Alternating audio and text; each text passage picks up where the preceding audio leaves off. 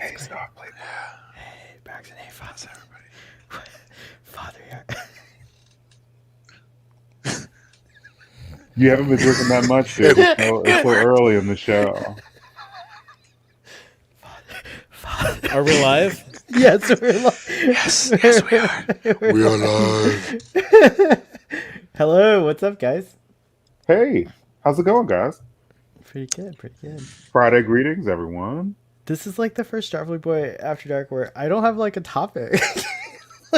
There's, Wasn't it a Wheel of Time? yeah, well, we're gonna hear about Wheel of Time. I did watch the first 3 or 4 episodes or whatever a little bit. I Is didn't that a see show you're today's. interested in watching? You still ain't watched Harley Quinn and the Birds of Prey. And it's not on HBO anymore. I had It to is. buy it. Oh, it is? It's back? Yeah, it's back. I bought it. Oh, it's Well, okay. That's You shouldn't have. I shouldn't. That's okay. No, I should have. I should have bought it. It's my penance for not watching it Is sooner. you talking about the movie or the cartoon show?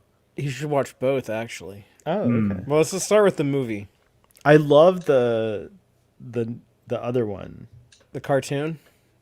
No, the one where she's not the main character, but she's still awesome. The Suicide Squad. Yes, they. The one where she's not the main character, but she's still awesome. She was good in Suicide Squad too. Suicide So good. Squad. No, she was great. Yeah. She almost gives me a foot fetish from that movie. I've never been into feet. I've never understood that at all. I don't like hate feet. I just don't have any opinions on them and no sexual feelings one way or the other. But like that movie, like when she she kills the dude. She like crushes him with her thighs when she's chained up, and then like pulls the keys off of his belt with her toes, toes. and then reaches up to unlock her hands with her feet. I was like, oh wow, I think I might like feet now. At least for that split moment when I was watching that. That's That the was, like, the powerful thing. performance you get from Margot Robbie as the power DC of Comics' feet. Harley Quinn. I mean, I like that scene too, but I didn't think her feet were sexy. Okay, well, all right. I'm trying to look it up. I'm trying to see if we have a capture. No one else noticed on the internet. Like if you type Margot Robbie feet, nothing comes up. You know, Quentin Tarantino has his Well, I was has about to his say, yeah. foot He has a fetish. foot fetish. And like you see the movie, the one that she is in, Once Upon a Time in Hollywood, right? And she plays the actress Sharon Tate. And in the movie, Margot Robbie as Sharon Tate goes to the movies to see one of her own movies. Very meta. But while she's in the theater, sitting back, relaxing, having a good time, enjoying the movie, she does take her feet out of her shoes and put them on the seat in front of her, I believe. And there's like a close up of her feet, and it must be really awkward if you're an attractive actress in a Quentin Tarantino movie, and he's going to be shooting footage of your feet because without a doubt in your mind or in your heart that later that night he's going to go into the editing bay, watch that, and whack off. Yeah, to that. She does And her have feet are nice. dirty too. They're Yeah, dirty feet. yeah. They are dirty feet, but look You how need to nice. watch them feet. But look at how nice those toes are. It's like a nice proportion and like. She looked like she wears size 12s. Whoa, Yeah, they look really? they look big. What if that's a foot double? I think Can she we could be sleep. sure? She could sleep standing up. Those are some caveman toes. Look Yeah, at them; they're real long. I guess I need to see her in like the red and black dress with like bleached white skin along with that in order for it to do anything for me. Dude, you would like bite her toenails. Bite her toenails. To like clip them. She'd be like, oh, like yeah, like. Oh yeah. I need my Then toenails hey clipped, hey and you would Braxton. like to Then bite them. And hey, after I bite them, then would I spit or swallow? Good grief. And you said that you didn't have a topic or anything to talk about. That's true. Is this smart? Is that real? Jesus, Is this real? Her feet are massive. This can't be real. She's like a Sasquatch. I don't know if this is real. Oh, I found the Harley Quinn. Okay, here we go. This is an outtake, though. All right, Father, here you go. Brace yourself. Are you holding on? She Oh, even what has the a- fuck is that? That's her feet, and she's wrapped around this other lady. And Oh no! I guess the credit needs to go to James Gunn and the way he shot it. shot it. But look, there's like a little happy face. Yeah, I don't know. I think those are real. I can't co-sign on any of the stuff that you're showing me, but just within the movie, the Suicide Squad. There you go. So just know from now on, if you text Father and he says, I'm watching Suicide Squad, you got to leave him alone for a while. I do I do pay attention to men's feet, and I have never been able to date a gentleman whose feet I did not find but I'm not like into like putting my mouth in feet or any like, I'll give a foot massage. It's not something I think about. Like I can't describe anyone's feet except maybe I even got to look at my own to see what my own look like. I don't think about that. I think that a lot of times, like most dudes don't have very pretty feet, especially dudes that like work out and stuff like that. Like those dudes have like, just the feet aren't pretty. I don't associate feet with being pretty. My legs end in spikes, basically. Are those Esri's feet? As you're saying that, did Esri just show? No, she has the cutest feet of anyone here. His feet. So here's the weird thing about my feet is that I have I'm a pretty hairy dude. I have pretty hairy legs, but I wear socks every day. I normally wear boots. I live in Texas, but it's like after years of wearing socks every day, like. Socks that not ankle socks that go like all the way up or like the full length of a sock. It's like killed all of the hair on my ankles. So I have like a really hairy shin, and then it like stops, and like on the ankle there's like no hair. That's funny. Yeah, everyone says it looks weird. So you have like non-hair socks, like a representation of your socks. That's cool. We have to see this now. I guess I'll see it in Chicago. I don't know if I'm flexible enough to like raise my ankle up to the camera. Do it.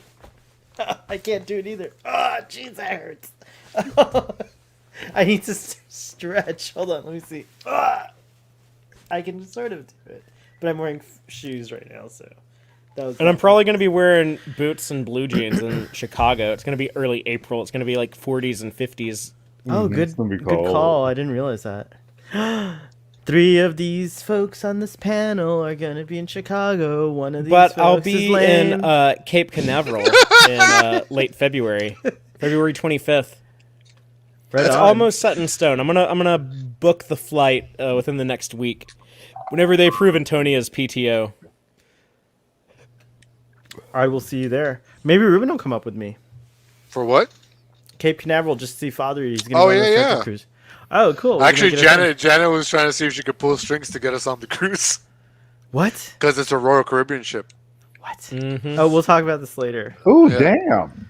Dang. Because we can't just reveal our secrets online, like here on. Yeah, well, I just sort of did, huh? No. Oh wow. If anyone in the Cape Canaveral area wants to do a Tex Trek / Starfleet Boy meetup on Friday, I think February 25th. Because I told her meetup. I told her father he was going on the cruise, and she was like, "Oh, who's going to be on it?" And I was like, "Oh, I don't know." And she started looking, and she loves the Doctor from Voyager. He is really good. And so that was a big one for her. She was like, "Oh, Robert Ricardo's going to be there," and I love him because of Explorers. Remember that He's movie a cool with dude. River Phoenix? I do. I love him because of his character in Gremlins too. Oh yeah, Gremlins too. He was so funny. I met him at he's a nice guy. I met him at a convention in El Paso, Texas, in 2002, and him and Ethan Phillips are both incredibly nice. Like I stood at their booth and talked to him for a long time, and Robert Picardo was auctioning things off for his daughter's fundraiser, and he had a coffee mug. He said that he had like 14, I believe, or some number of them made when they started production on Voyager. He had like these coffee mugs. They just said like Star Trek Voyager, a gift from Doc Zimmerman, because that's what they originally thought the character would be called. That's right. That's why I thought that's what he was called too. Actually. Yeah, he gave those mugs away to like the other actors and some of the producers and stuff. And he had like one of those mugs at the auction, and I ended up buying it from him. And he was so grateful. He was like, "Oh," and it was like $80, $100, something like that. It was a lot for a coffee mug, but not like outrageous. But he was like so like appreciative. He was like, "Thank you so much." Like my daughter is gonna really like. She's so excited about like this fundraiser, like me helping her and stuff. And like he like took a picture with me and Oh, wow. on like one of the like Walmart disposable cameras. You know, you take pictures and then Really? you turn it into Yeah. It was 2002. I didn't have a cell phone. I didn't have like a camera phone or anything. But he was just like super nice. I was wearing an Enterprise. I was wearing an Enterprise NX-01 hat. You know, they had like those caps on Yeah. Enterprise. And I was like, here, like, this is like a weird thing to ask. But I was like, here, like, put my hat on in the pictures. I have a picture of you wearing it. And he was like, oh, okay, I guess. And you put the hat on. I have a picture, like, me and him, like, he's got my hat on. That's awesome. Do you still have that? Do you have mug? it? Yeah, and the picture. I have them. I don't have the hat, but I have the mug. It's upstairs. I can go get it. He signed it, too. Schweitzer, that was the name in that Voyager episode. Schweitzer. Oh, that was in the Beowulf episode. Yeah. That the Shield Maiden played was it Lursa or B'Etor? I think B'Etor. Everyone gets them mixed up. Yeah, I always get mixed up. The Which one has their breasts hanging out a lot? Both. But one of them is kind of hornier than the other. And like I was thinking, like one is like more sexed up. Like Yeah. which one It's was kind of trying like to hook up with? it's kind of like O'Brien? Marge's. Y'all know Marge's sisters on The Simpsons? Like, there's one of them that's like always trying to like God, find that's- some man, and they're the other Lursa one and is very B'Etor. standoffish. Yeah, they're totally Lursa and B'Etor. Oh my god, that's crazy. Starfleet. Well, will you show us a picture of Lursa and B'Etor really quickly? I will, and I have to also tweet. I forgot to tweet that we're live. I stupidly have to do that. I was like, why is no offense, Blue, but I was like, why is Blue the only person here? Usually, there's at least one more, maybe sometimes. Oh, Blue says, I've never met a real life celebrity, but I slept with one on a hookup, and then found out after he was. Oh, that's a good experience. That's cool. I think that's cool. cooler than having met a celebrity like the normal way. Are Lursa and B'Etor like one of the top 5 recurring characters on Star Trek? No. Really? Top Yeah, they 5, ain't man. in the There's top a 5. lot. There's a lot. They might be. They're probably in the top 50. So Top. Q is one. Is Are we that talking would be top in like terms of like the best characters, or in terms of frequent appearances? Because they show up in the movies too. Yeah, but I think Lursa and B'Etor are only in like 1, 2, 3, 4, 5. I think they only appear 5 times. who appears more times than that? Q, Dr. Moriarty. No, I mean, Moriarty's twice. No. Yeah, he's twice. I mean, it depends on how you Denise define a recurring Crosby. character. Like, does Garrick count as a recurring character? Because he shows up like 27 times, He's kind of like a recurring. Garrick is a part of the cast. but he's not like he doesn't have his name in the credits. Wait, didn't I do this puzzle? Sorry. No, I think Garrick- he shows up 37. I think he shows up 37 times. That's like a lot of reoccurrences. But for General never having- Martok- he never has his name in the credits. No, I mean not in the opening titles. He's not part of the main cast. Oh right, okay. Now, General Martok shows up like 27, 26, I don't know, 22 times, something like that. He shows up. He's in a lot of seasons 6 and 7. He's in a lot of Martok and episodes. Galron are good. Oh, yeah. A lot of people don't know this, but Galron actually appears more on DS9 than he does on Next Generation. I kind of feel like I could Yeah. have guessed that. Yeah, he was on DS9 like a lot. Yeah, Like a Yeah, lot. but he's on Next Generation a lot too.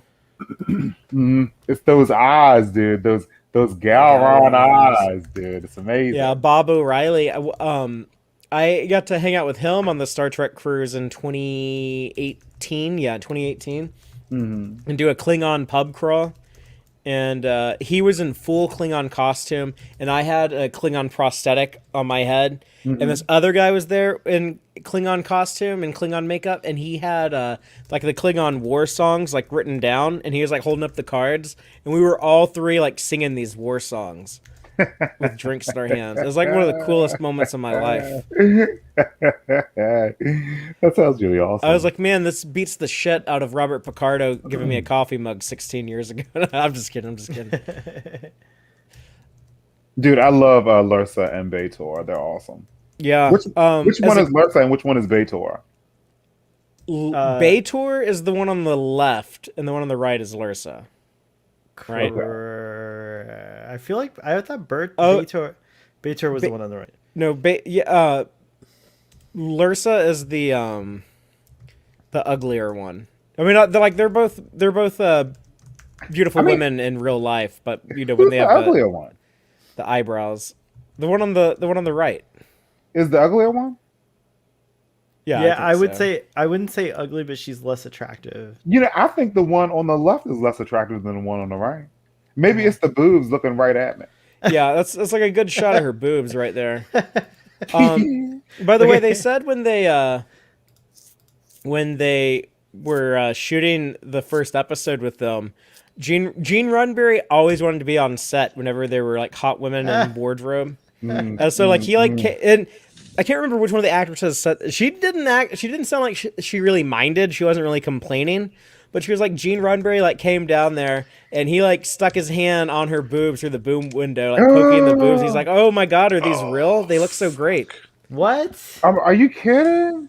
That's cray. But she made it sound like she didn't really mind. It was a different time. It was the creator, or some people don't mind. Like I might not mind. For some people. Like, I mean, Gene Roddenberry was a horny dude. Like he Noted. He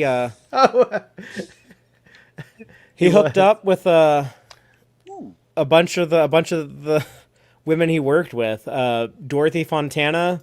Of course, we all know about Majel. He ended up, divorcing his wife and marrying Dorothy her. Fontana. Yeah.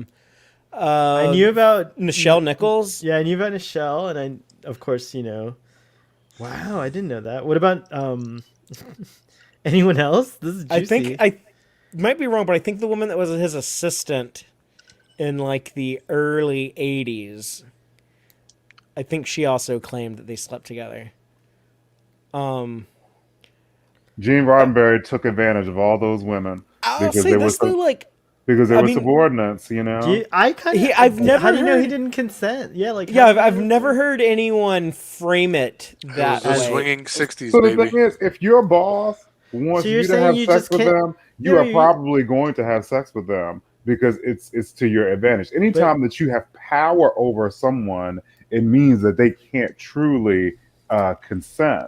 Like I think that it is horrible when people use their position and sexually abuse subordinates. That's terrible. What if are you saying that like a boss should just never? The subordinate should always make the move, or like what's the deal? Like, So I'm saying that I feel like you cannot sleep with people that you directly manage and have influence over. Picard did because, I know.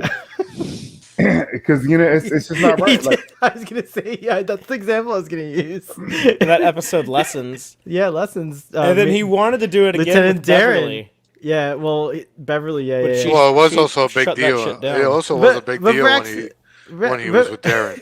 But Braxton, do you think that's harsh? Like, what if you're actually in love? Like, what happens then? Do you quit your job? Is that like the right action? Like, so, like in the real military, you can't have that kind of a relationship. That kind of relationship. Oh, Like Yep. Starfleet isn't like not like the real up to military standards. It's the in that service. It's But the service. in the real military, we like blow up little kids and shit, so it might not be like the best model to go after.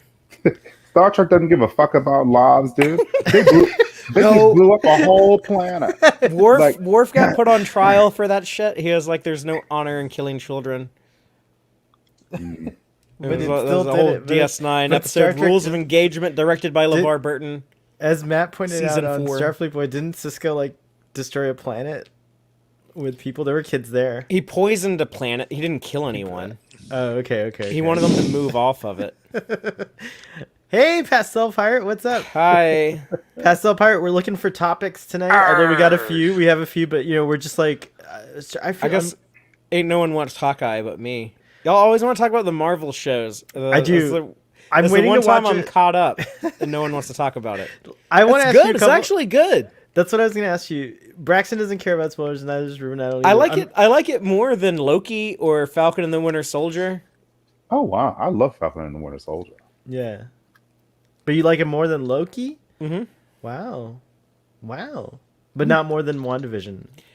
I really liked one. It's hard to compare. Give us a non-spoiler kind of pitch for the show so far.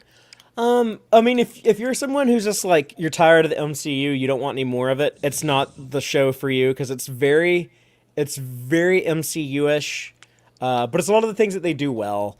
Like the comedy is there, but it still knows how to be serious and have like some stakes when it wants to. It introduces new characters that are interesting, and it's also the most interesting that Jeremy Renner's Hawkeye has ever been. He's not often in the spotlight in the movies, and I think when he is, he's kind of boring. He's not that compelling.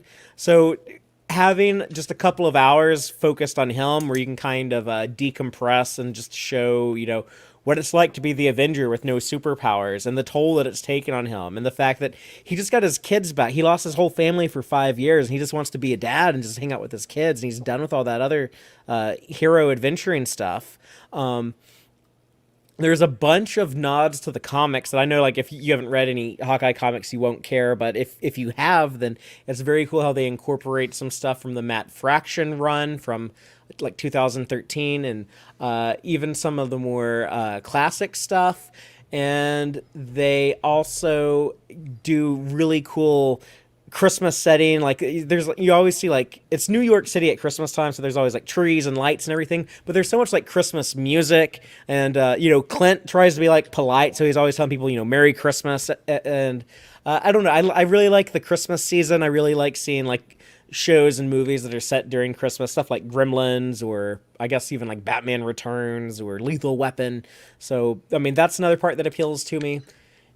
And it had some really good action sequences. I watched the 3rd episode earlier today, and it had an action sequence that just blew me away. I was like on the edge of my seat the entire time. It had a beautiful like one shot, like a long one shot where they get I mean, I'm sure they cheated, but it looks like they got everything in one take. They had that fight in Daredevil in the hallway, that hallway fight in like the first season of Daredevil, and they did it again in the 2nd season. And that's all I saw of Daredevil. I don't know if they did it more than that. But they have something in the 3rd episode of Hawkeye that just blows that shit away. And it is so impressive.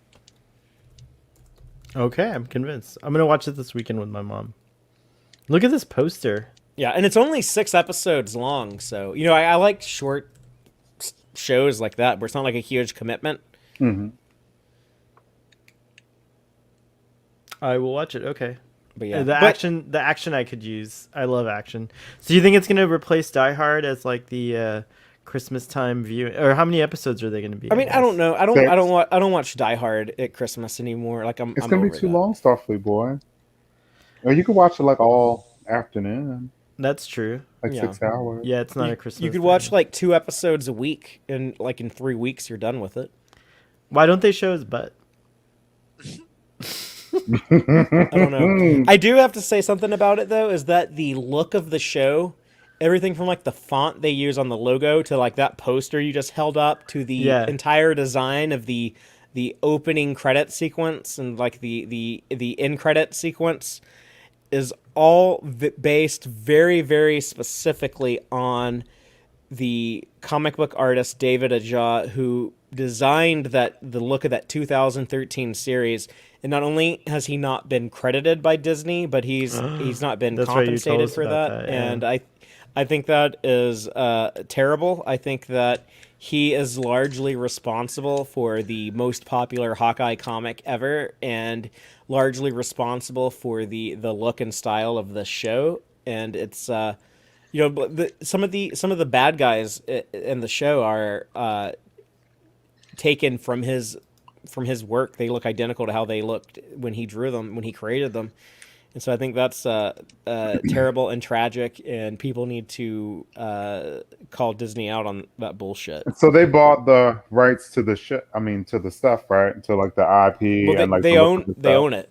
They own Marvel, so he doesn't actually have like any legal right. But a lot of times with these comic book adaptations, not all the time, but a lot of times in the past, they'll still like cut a check to those guys.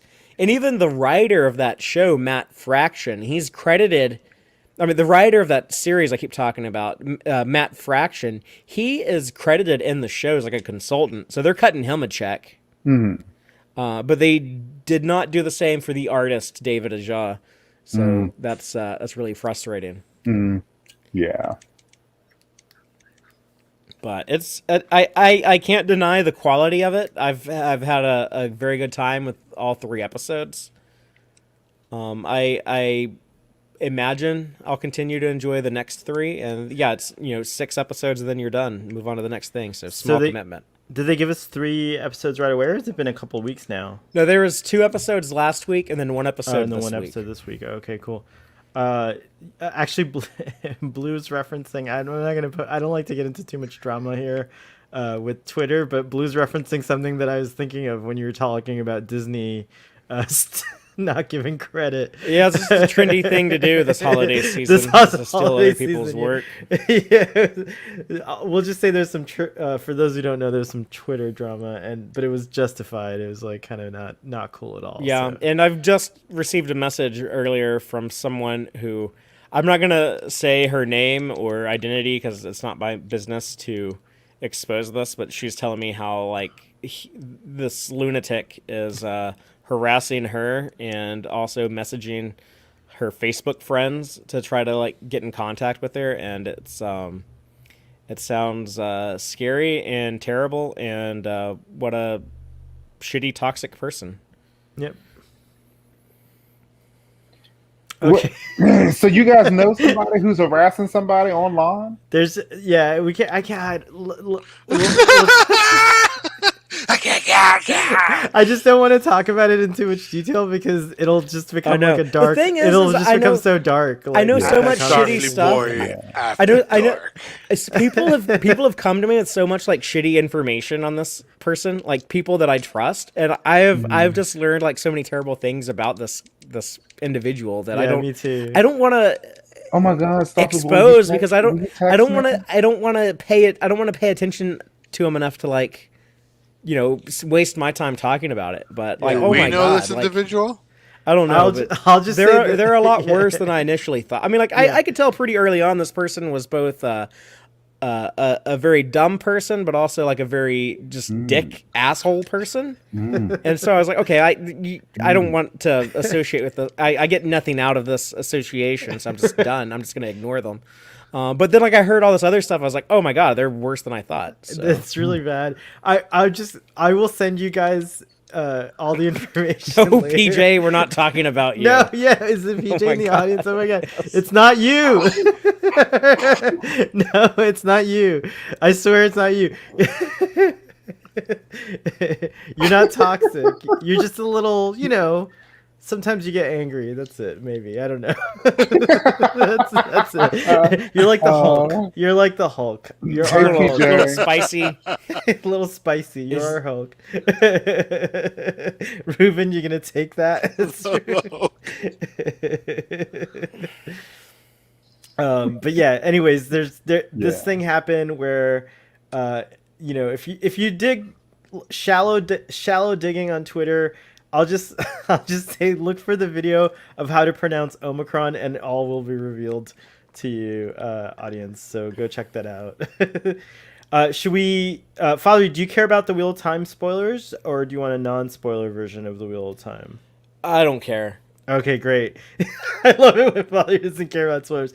So we're 3 episodes into this. I'm gonna fall asleep though while y'all are talking about. No, this. we're not gonna talk. I'm just gonna show a picture, and we're gonna get a few quick thoughts.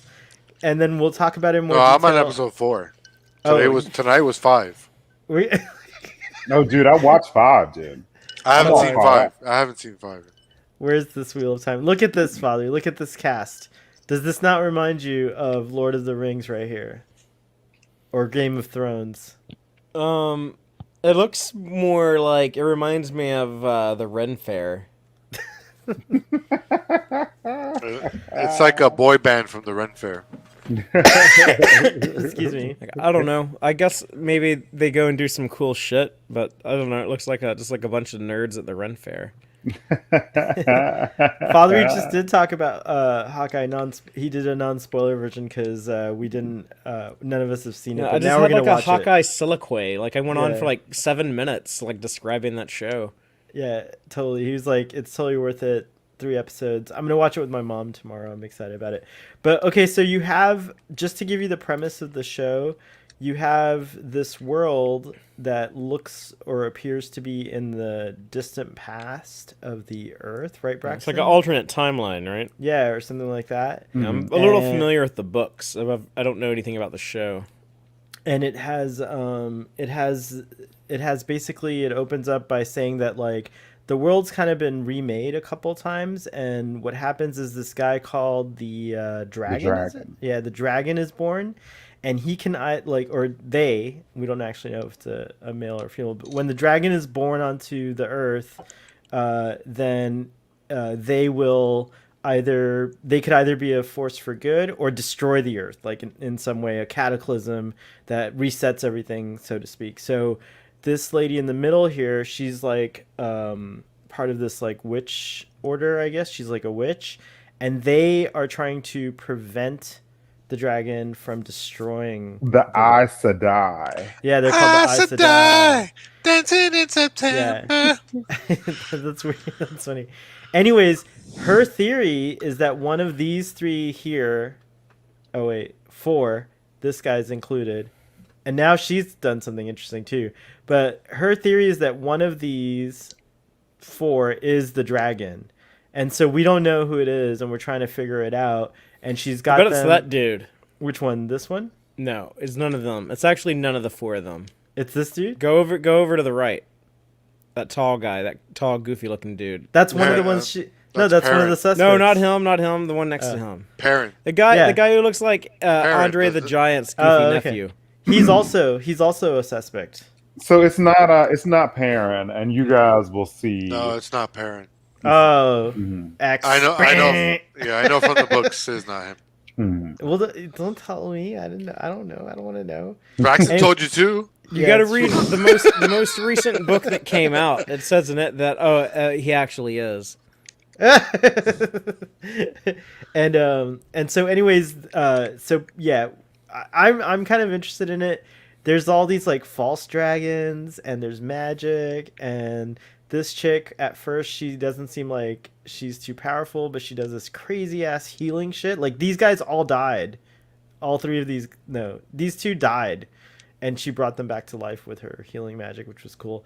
Oh, and this guy's like a co-op Milat. This guy's basically Elnor, and he's No, he she's actually his does lost stuff. cause. Oh wow! He actually does stuff and has a personality. And she's his lost cause. And in the first episode, we see his butt, and I don't think we're gonna see his butt ever again. In the 'cause first this is- episode, really? yeah, you don't Really? remember? No. I missed that, dude. Remember when he climbed into the hot tub? Oh yeah, she makes it the hot tub. Yeah, yeah, that's right. yeah. Hey, She do y'all made it remember like the old days of like HBO shows and movies and stuff, where like pretty much like every episode of every show would show boobs, and even like Game of Thrones was like that at first, but then several years ago they kind of transitioned away from that. To like, okay, we only show boobs every now and then, because people are looking at boobs on the internet and not on HBO. But Plenty of free boobs on the internet. yeah. But used to be, it was like, okay, if I am paying extra for HBO in my cable package, I expect to see boobs frequently.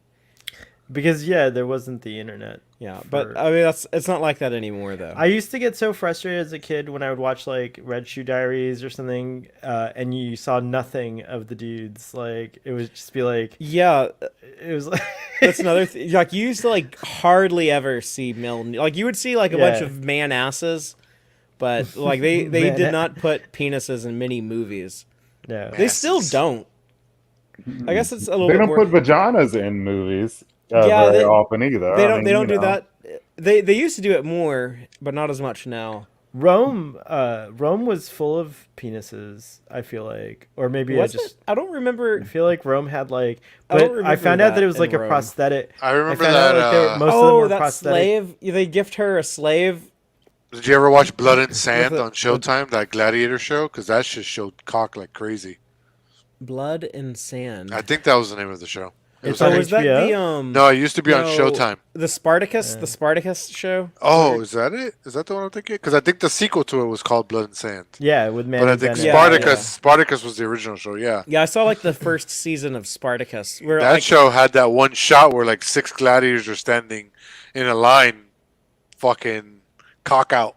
that show it showed Lucy Lawless, Xena, nude. Like I could like Yeah. man, I wanted to see her naked so much as a kid. I'd watch Xena, and then like it finally happened with Spartacus. Spartacus. I mean, Spartacus. was it everything that you imagined? Yeah, was it? Because you You know, sound in all disappointed. honesty, I think I might have been better off with just. I mean, not saying that she didn't look good, but it's just the mystery, like the It's better, the desire, right? yeah. It's true. The mystery's always better. You know, that person was right. How did we get here from talking about Oh, because That's we why talked I about only- the Because we talked about this guy's butt. I mentioned one person's butt, and it went. yeah, from and then there. we were talking about seeing a bunch of ding dongs on Rome or Spartacus or whatever. Yeah, it's true. One thing Well, led to another. Yeah, we were talking about if it was fair or not that there's less. I met the ding-dongs. guy who played Holdor. from I Game think they of should Thrones. do like they should try to like balance out how many tits there's been in movies with dicks for the next like 30 years. and Well, they just got a show- lot to. Now, is But it? Do you tits have to with- show one dick for every They pair aren't of the boobs, or one dick equivalent- for every individual boob? They aren't the equivalent body part. Yeah, though. I agree. I agree So, with Braxton. Like The they're not male the chest equivalent. the male chest is very sexy. I think it's But they've shown the male chest. Yeah, A lot, but I'm yeah. ju- they, it's s- a they lot. show that more than Yeah. anything. yeah, it's true. Really, Yeah. That's true. Good point. I mean, But- Chris Hemsworth takes off his shirt in every fucking movie. He's like contractually obligated.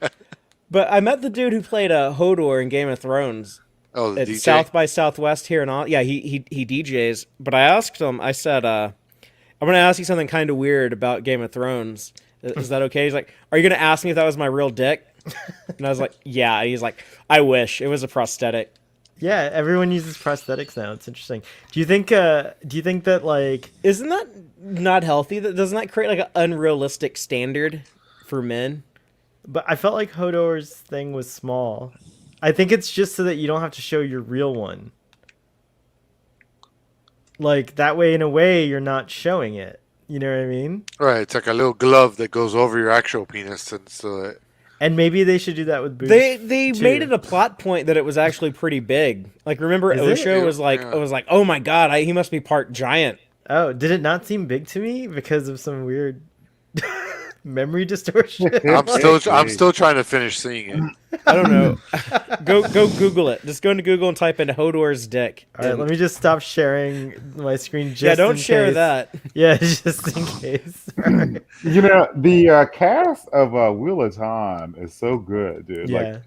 Like the actress who's kind of the leader in the first few episodes. I forget what her name is. Like she looks Oh, like someone Rosamund, who's in like Lord of the Rings or something. Rosamund Pike, I think is her name. Mm-hmm. But The she makeup. is so good. She's like a grounding force, dude. And then she like does those acts of like really powerful magic in the first episode. You know, I like the show, dude. Like I feel like I also think that Matt's storyline is really interesting. The kid who picks up that cursed knife, you know, and he's like changing into something, but like, what is it? You know, I think that's so what I like compelling. about the magic in this show is that like I get what like Peter Jackson was trying to do in Lord of the Rings in terms of like not showing too much magic because it like kind of like what Father Well, was saying. Tolkien's like, books are they keep Yeah. the magic very subtle. yeah, it's true. Keep Yeah, it it's subtle and subtle stuff like magic. that. And then even in Harry Potter, I felt like there was a little bit more magic in the books than there are in the films, so to speak. Like I felt like the wizard duel between Dumbledore and Voldemort was way cooler in the. I mean, it's beautiful in the movie, but I thought it was just like longer and more interesting in the book. That's what she said. Yeah, but I will agree with Braxton. Like, longer and more interesting. It's longer, Well, more this- interesting. Dang. Uh, But I will say that, like, yeah, this show like does not shy away from doing magic. There's like excellent feats of magic in the. I do in want to the say show. though, I'm sorry, but the Trollocs are stupid. Because if you throw a dagger, and you see the Sedai go down, how about you throw like 100 more daggers? Instead, they just stand there while she nukes them all with this fucking spell. I'm like, oh, Jesus Christ. Stupid enemies don't make cool heroes. Well, they're That's like right. a horde, so it's natural that they wouldn't be so, They wouldn't intelligent be or so whatever. smart. Yeah, they're But just I don't like know, yeah. man. If you could throw dummies one following dagger, Oh, and directions. also they struck her at that point where they were kind of shocked because didn't they strike her at that point where the no, it was something else. That's right. Never mind. I think she had like some wards up, Ruben, and just one got lucky. She probably had confusion wards going on and I like think she has plot armor. no, but like it's a legit thing in Dungeons and Dragons. When I played a wizard, I used to cast so many different like confusion wards and things like that would give me advantages against my enemies. Like they couldn't, fling a dagger at me very easily. So that one just got lucky. And they can put up shields, like we've seen. But Yeah. she didn't have a shield on. They threw one dagger. There were like 500 Trollocs, and they threw one dagger and stood there. And I then think waited till her. Oh, damn it. Just I have to see it again, but I could have sworn like she did something when she got hit or something happened and it like confounded them in some way, but whatever. Anyways, But that's my only complaint.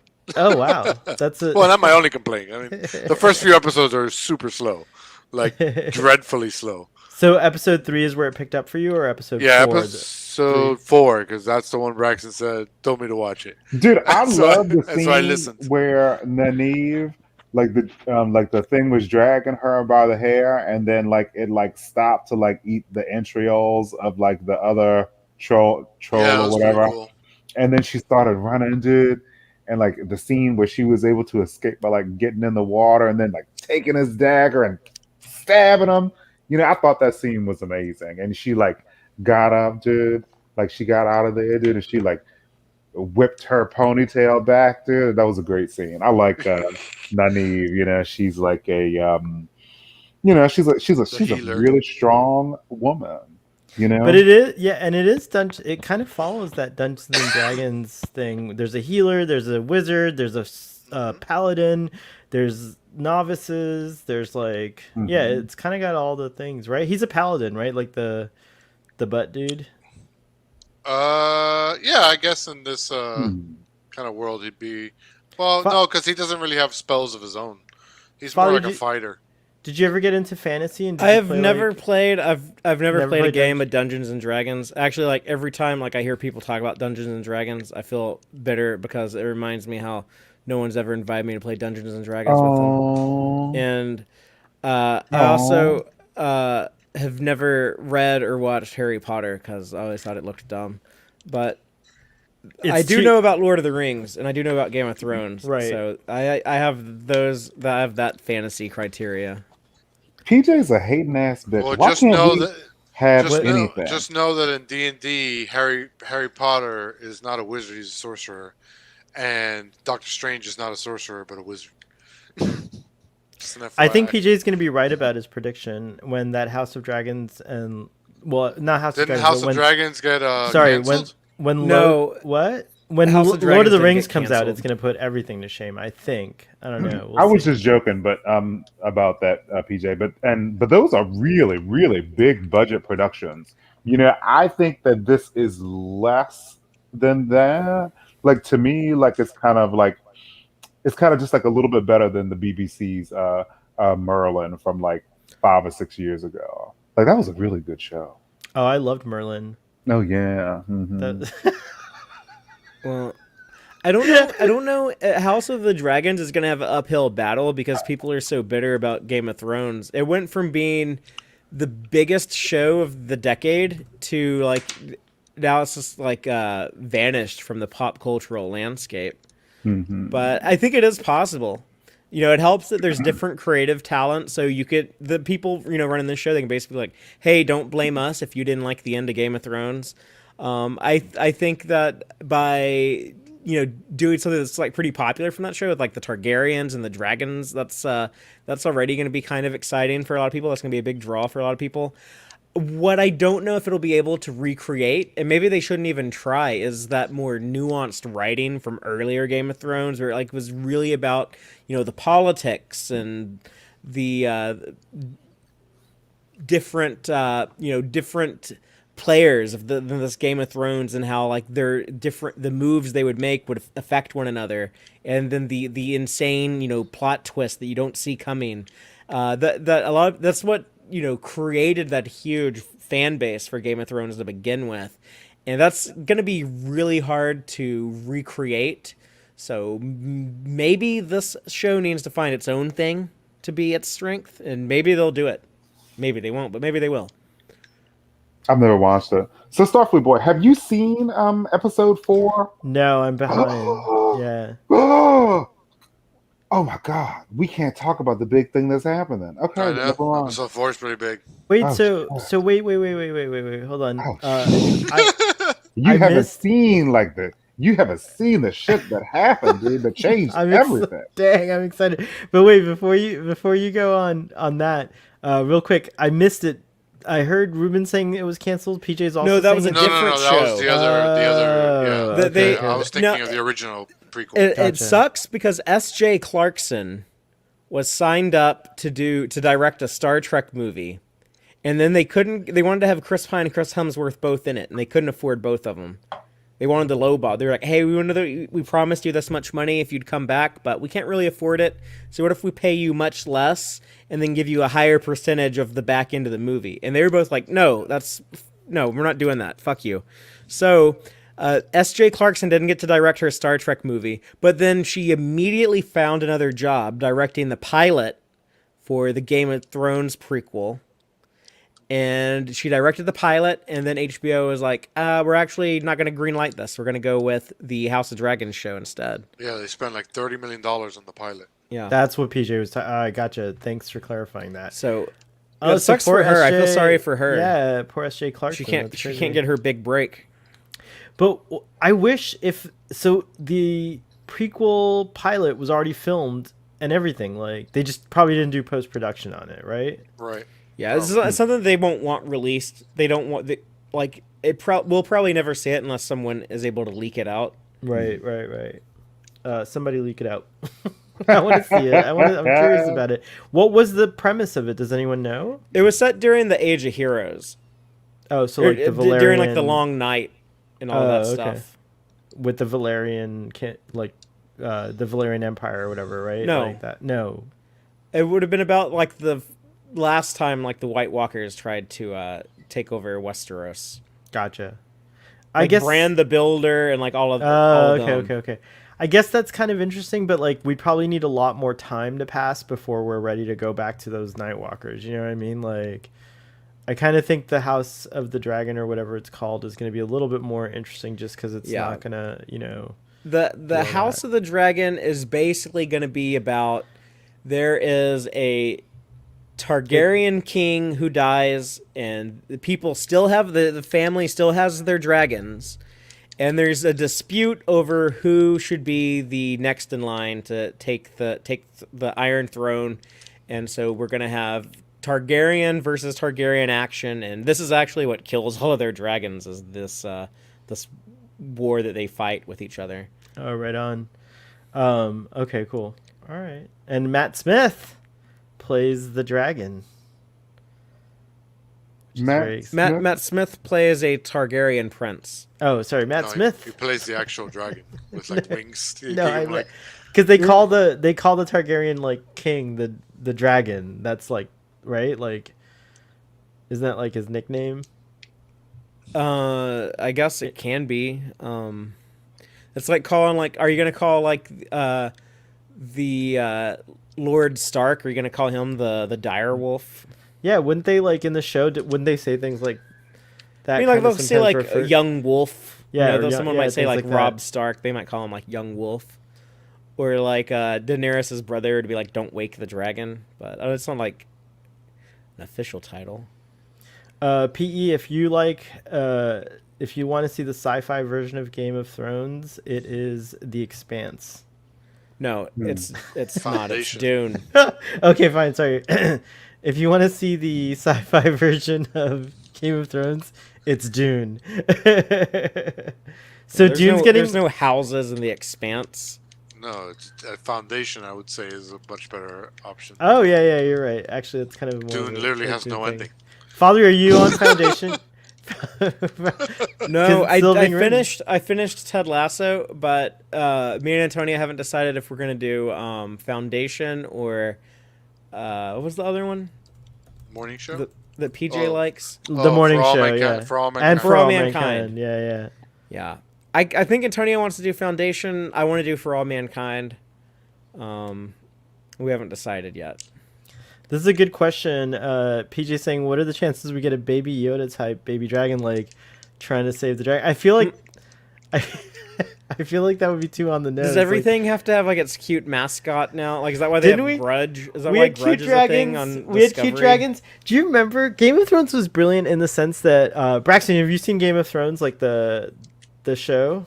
I know That- what it is. I haven't watched it though. Oh my gosh! So I kind of like it because like it didn't. It's not as like magic-y still as the displays of magic are not as like awesome as in like the Wheel of Time, I would say. But certainly one of the things that I really vibed with about Game of Thrones is like they like really slowly introduced all the fantasy elements. I mean the fantastical magical elements Yeah. to the show. And so it felt really earned when you did get the magic later on to come in. It starts and then off very grounded. very and then grounded, They yeah. slowly bring that stuff into it. it like takes a whole like it's so powerful that when those dragons hatch, because you do get baby dragons in Game of Thrones, PJ. So I feel like baby dragons was already done now that I think about it. But when those little baby dragons hatch and she's in the fire and all that at the end, you're not expecting any magic in the show. You think these eggs are just like ornamental or whatever, and then all of a sudden she goes into this fire, Daenerys Targaryen, and her clothes burn off and everything, but the fire doesn't touch her, it doesn't affect her, but it's the perfect incubation chamber for these eggs, and she walks out burnt, like not burnt, but like charred a little bit from the ashes or whatever, and there's these little dragons, these 3 little dragons, just like Full on frontal her. nudity, because that was back when HBO did that. When HBO did that too, yeah. And it also makes sense. That wasn't gratuitous. I mean, her clothes burned off. Like No, yeah, it would have been it's like- it would have been weird if she had clothes came out on. with clothes on. Yeah, with clothes on. Yeah. In fact, I thought it was weird her hair stayed on, but I guess that Targaryen hair is also fireproof. In the book, her hair burnt off. Oh, it did. Okay. Wow. Yeah, and so she comes out with these 3 dragons, and I swear to you, I verbally was like, "Oh my shit!" I was like, "Holy shit, what is happening here? This is not what I was expecting the show to do." And then it just gets better and better in terms of like that element every season, like bringing in more and more of that. And I thought that was one of the best things that Game of Thrones did.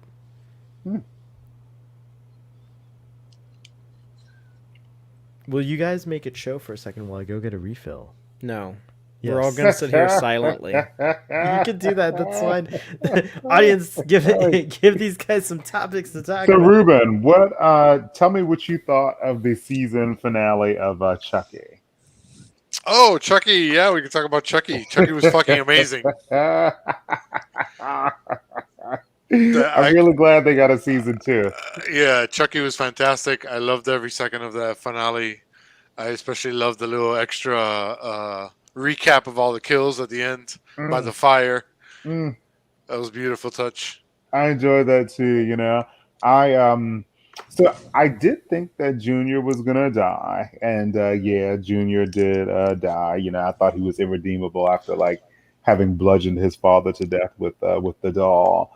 But yeah, dude, like it was real fucked up, dude. Like Chuck was like stabbing people at the movie theater. Like the death of the husband before the mayor screamed, like that one got me. Like I was like, oh my god, Chucky! Like wow, dude.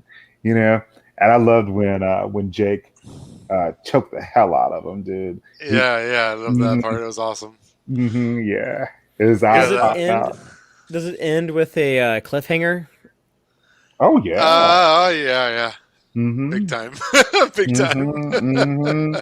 And Tiffany is so fucked up, dude. Like how Tiffany could like cut that woman's like legs and arms off, dude. Oh, that was I thought that was so unnecessary. Like I don't know I don't Hmm. know what they're gonna do with that in Hmm. season 2, but that was my Hmm. least favorite part if I had to pick something. Like Tiffany wanted to keep someone's company, but that person was she thought could be dangerous to her, so she like knocked her out and cut off her arms and legs so she couldn't like hit her or kick her when Yeah, she so she got dangerous, you know.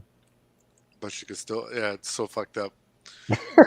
It's so fucked up. But that's why I love the show because that was the one thing I was worried about when they made the show. I was like, are they gonna be R rated or are they gonna like PG-13 it? You know? Hmm. But they Hmm. went full R rating, man. They were all about it. Chucky goes Dude, on a fucking ass stabbing spree dude, in an the. ass stabbing spree at the So movie follow me. theater. Picture this: there's a bunch of people in a theater, and Chucky's crawling under the seats, stabbing up, Oh wow. just murdering people through the theater, just stabbing people. It's so fucking good. Oh, Well, dude, it's terrible. Sounds like an asshole. Dude, but yeah. This Chucky was the Chucky's like my favorite show that I've watched since like Captain and Winter Soldier, even though it's much different. You oh, I know, thought you said Captain N, the old Nintendo cartoon. I was like, what? That's your favorite show since an '80s shitty '80s cartoon? but dude, but Chucky is so funny. No, And yeah. I mean, like, Chucky was mhm, great, and I only watched it because they put the first 2 episodes free on YouTube, and yeah. I was like, ah, fuck it, I'll check it out. And then I was like, oh, this is pretty good. And I'm it gonna got confess something, and that is that Hawkeye is my favorite show since Dinosaurs and Cadillacs. I don't know what that is. I don't That know, but was, it it was an sounds old sounds Is that cartoon. it old? sounds like Yeah, a whack ass old cartoon. I'm gonna say Um, since Inspector Gadget. Hmm. well, I gotta Hmm. say that my Chucky is a good second place for recent TV shows, but Hmm. Arcane takes the cake for me. Oh yeah, a Hmm. lot That of people show talking up Arcane. that show is just a work of art. I think Hmm. Jesse Gender just did Hmm. a video on how good it is. Hmm. It's amazing. Can I I've say only something watched one about? episode. And it's very good. Can I say something about like old '80s cartoons though? That's been really bothering me for a long time. Hmm. Is that don't know Heathcliff? Everyone considers him like the ripoff of Garfield, Hmm. but he actually came about first, and I think is a more interesting character. That's Dinosaurs and Cadillacs. Do I know the difference between Heathcliff and Garfield? Heathcliff, no one should terrorize their neighborhood. Oh yeah. That was the theme song. Uh-huh. Yeah, a He, lot better than Garfield and Friends. It's huh, shit. hmm. Okay. What else about Chucky? Chucky was good. I love too that since they did the whole thing with the multiple Chuckies, they could kind of give every character their finale with a Chucky. you Yeah. know? You know, and Hey, look at that Chucky. fool. Hmm. He Yeah, he would beat the shit out of Garfield if they fought. dude. He's a street cat. I mean, Garfield is kind of a princess, you know. Garfield's a Garfield lazy ass is bitch. pampered, Mm-mm. fucking eating Garfield can't fight, lasagna. dude. This dude ain't eating no lasagna. This dude he found like a dead fish out in the trash can. That's what he's gonna eat because he's hardcore. And got no one cooking him lasagna. Look at that. Yeah, look who the poser is and look who the punk rock is. Yeah. But he never gets Jesus any Christ. recognition. People all seem to have more respect for Garfield, and it's fucked up. Yeah, Garfield's definitely the more popular of the two. Yeah, that's totally true, dude. Fucking Chucky's eyes when they bulged out when he squeezes them. Oh my That shit gosh, is dude. so nasty. So so one thing I was surprised that they got as bloody and gory as they did with the dolls. Um, like that woman, like Andy's sister, like blew one of the dolls' heads off, dude, and then like, Yeah, when Jennifer Tilly cuts the Chucky head hmm off. and there's like blood gushing from it, dude. I'm like, oh my gosh, dude, this is so graphic, I'm surprised more people didn't die in this. Well, actually, a lot of people died in this episode, but like 20 main in cast the episode. characters, Oh, and only Junior. yeah, no, I figured they couldn't kill too many. Like Junior was set up to be killed because he was irredeemable, Hmm. but the other kids they weren't going to kill any of the other ones. I don't think those three will ever die. I mean, unless one of them wants to leave the show and they're like, "Fuck it, kill him." Hmm. Yeah. Next season's gonna be interesting. I'm Oh, back to boy. just say that like I think the Chucky segment works better late at night when when we've talked about everything else. I don't know why I'm not interested in Chucky, but no, I'm just Dude, kidding. you hate Chucky. I do hate Chucky. I'm sorry. It's like I'm not sure why. We're having a hard time finding a common interest that everyone can talk about. That's what I was saying. Like, It's true. I'm the only one who watched Hawkeye, but I'm also the only one who didn't watch Wheel of Fire, Wheel of Time, whatever the hell. Wheel of time keeps on turning. I watched Discovery. Proud Mary, keep on burning. Actually, Nobody watched Ruben and all Braxton got kudos on the chat. I mean, on the comments. Like, I should do what Father does. It's pretty cool how you highlight comments. But a few weeks ago, your Chucky thing How's it like, cool a lot the way of I do it? What do I do? Like, it's just neat. You put it. on Chucky the is an screen, and, amazing like, it's show. cool. It has an amazing story about a gay male love. Can I just say something? It just makes me laugh that you love Chucky so much, but you don't like Picard. I Well, kind of take you less seriously when I hear you it's talk the- about it's the Chucky difference like between- this. Those are such It's the different difference things, between though. actual good writing on television and not good writing on television. When I hear you talk about Chucky with all this praise, I'm like, oh wow. Okay, so I'm dealing with someone who loves Chucky but doesn't love Picard. Interesting. At least Those Braxton are such different. tolerates- They're so different. At least Braxton. though. I can Yeah, take one's Braxton good and seriously. one's not. That's the big difference. One's an atrocious abortion of writing in television, and the other one's not. That's You know, like saying Don, to man- someone like you really enjoy watching.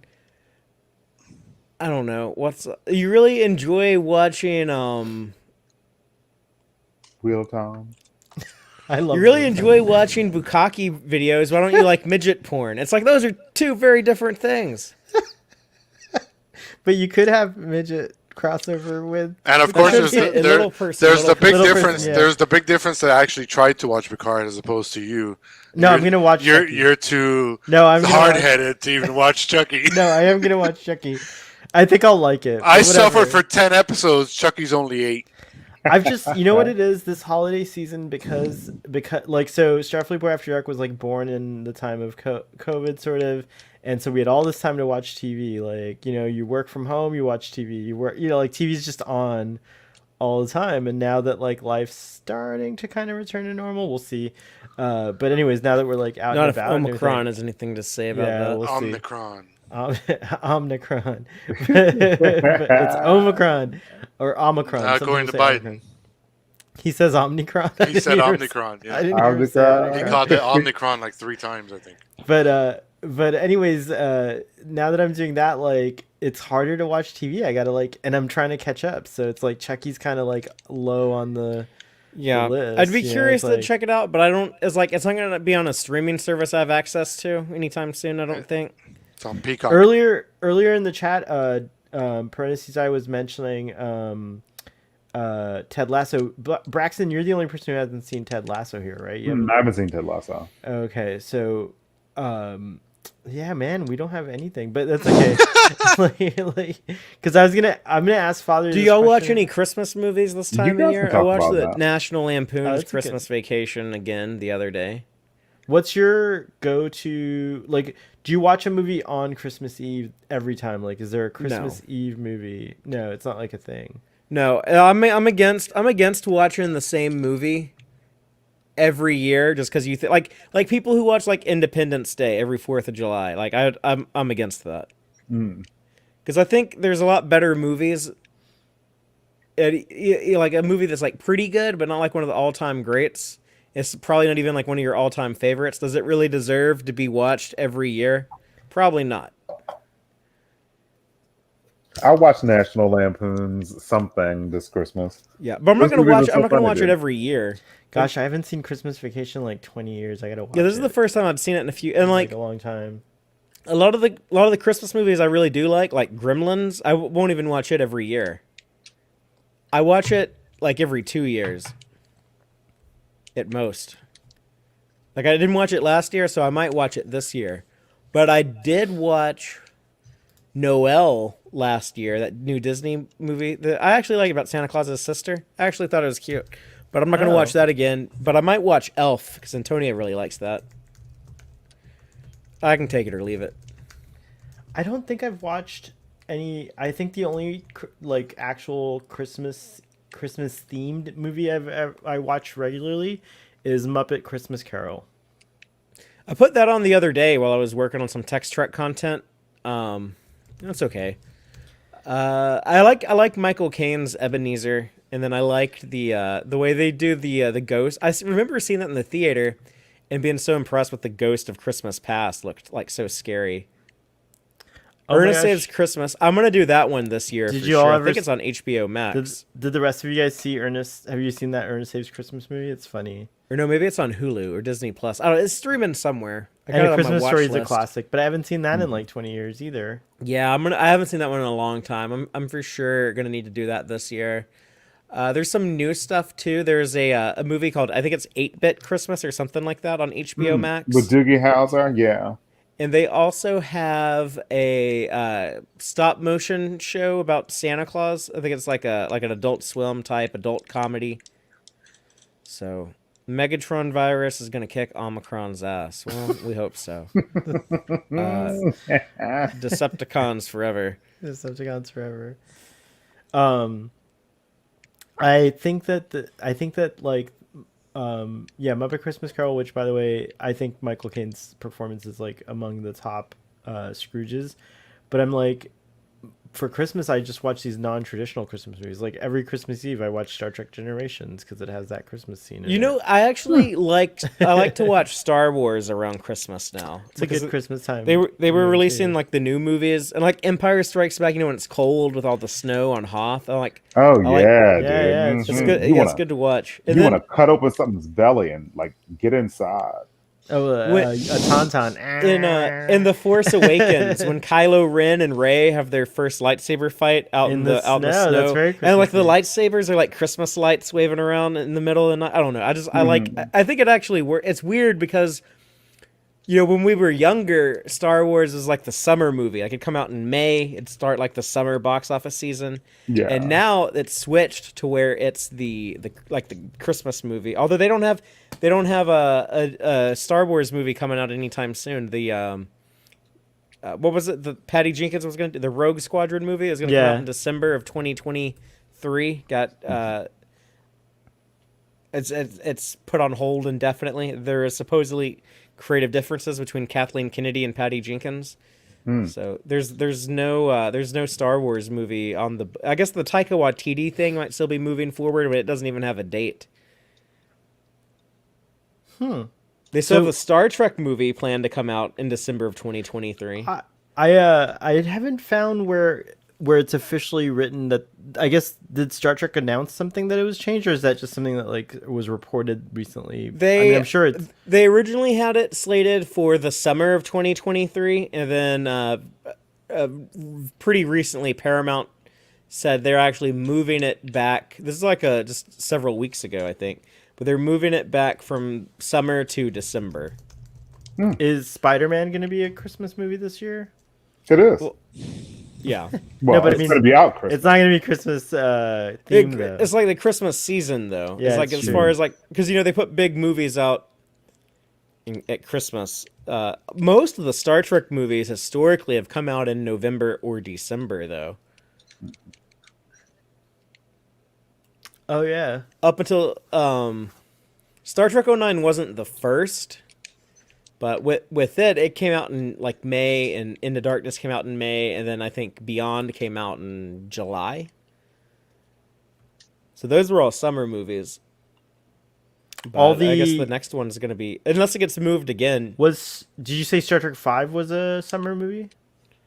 I think it might have been. I feel like because Indiana Jones, I kind of remember it was like a double feature that they came out Yeah, together. Or in something like that. Ghostbusters Yeah. 2 was out the same time as Star Trek 5.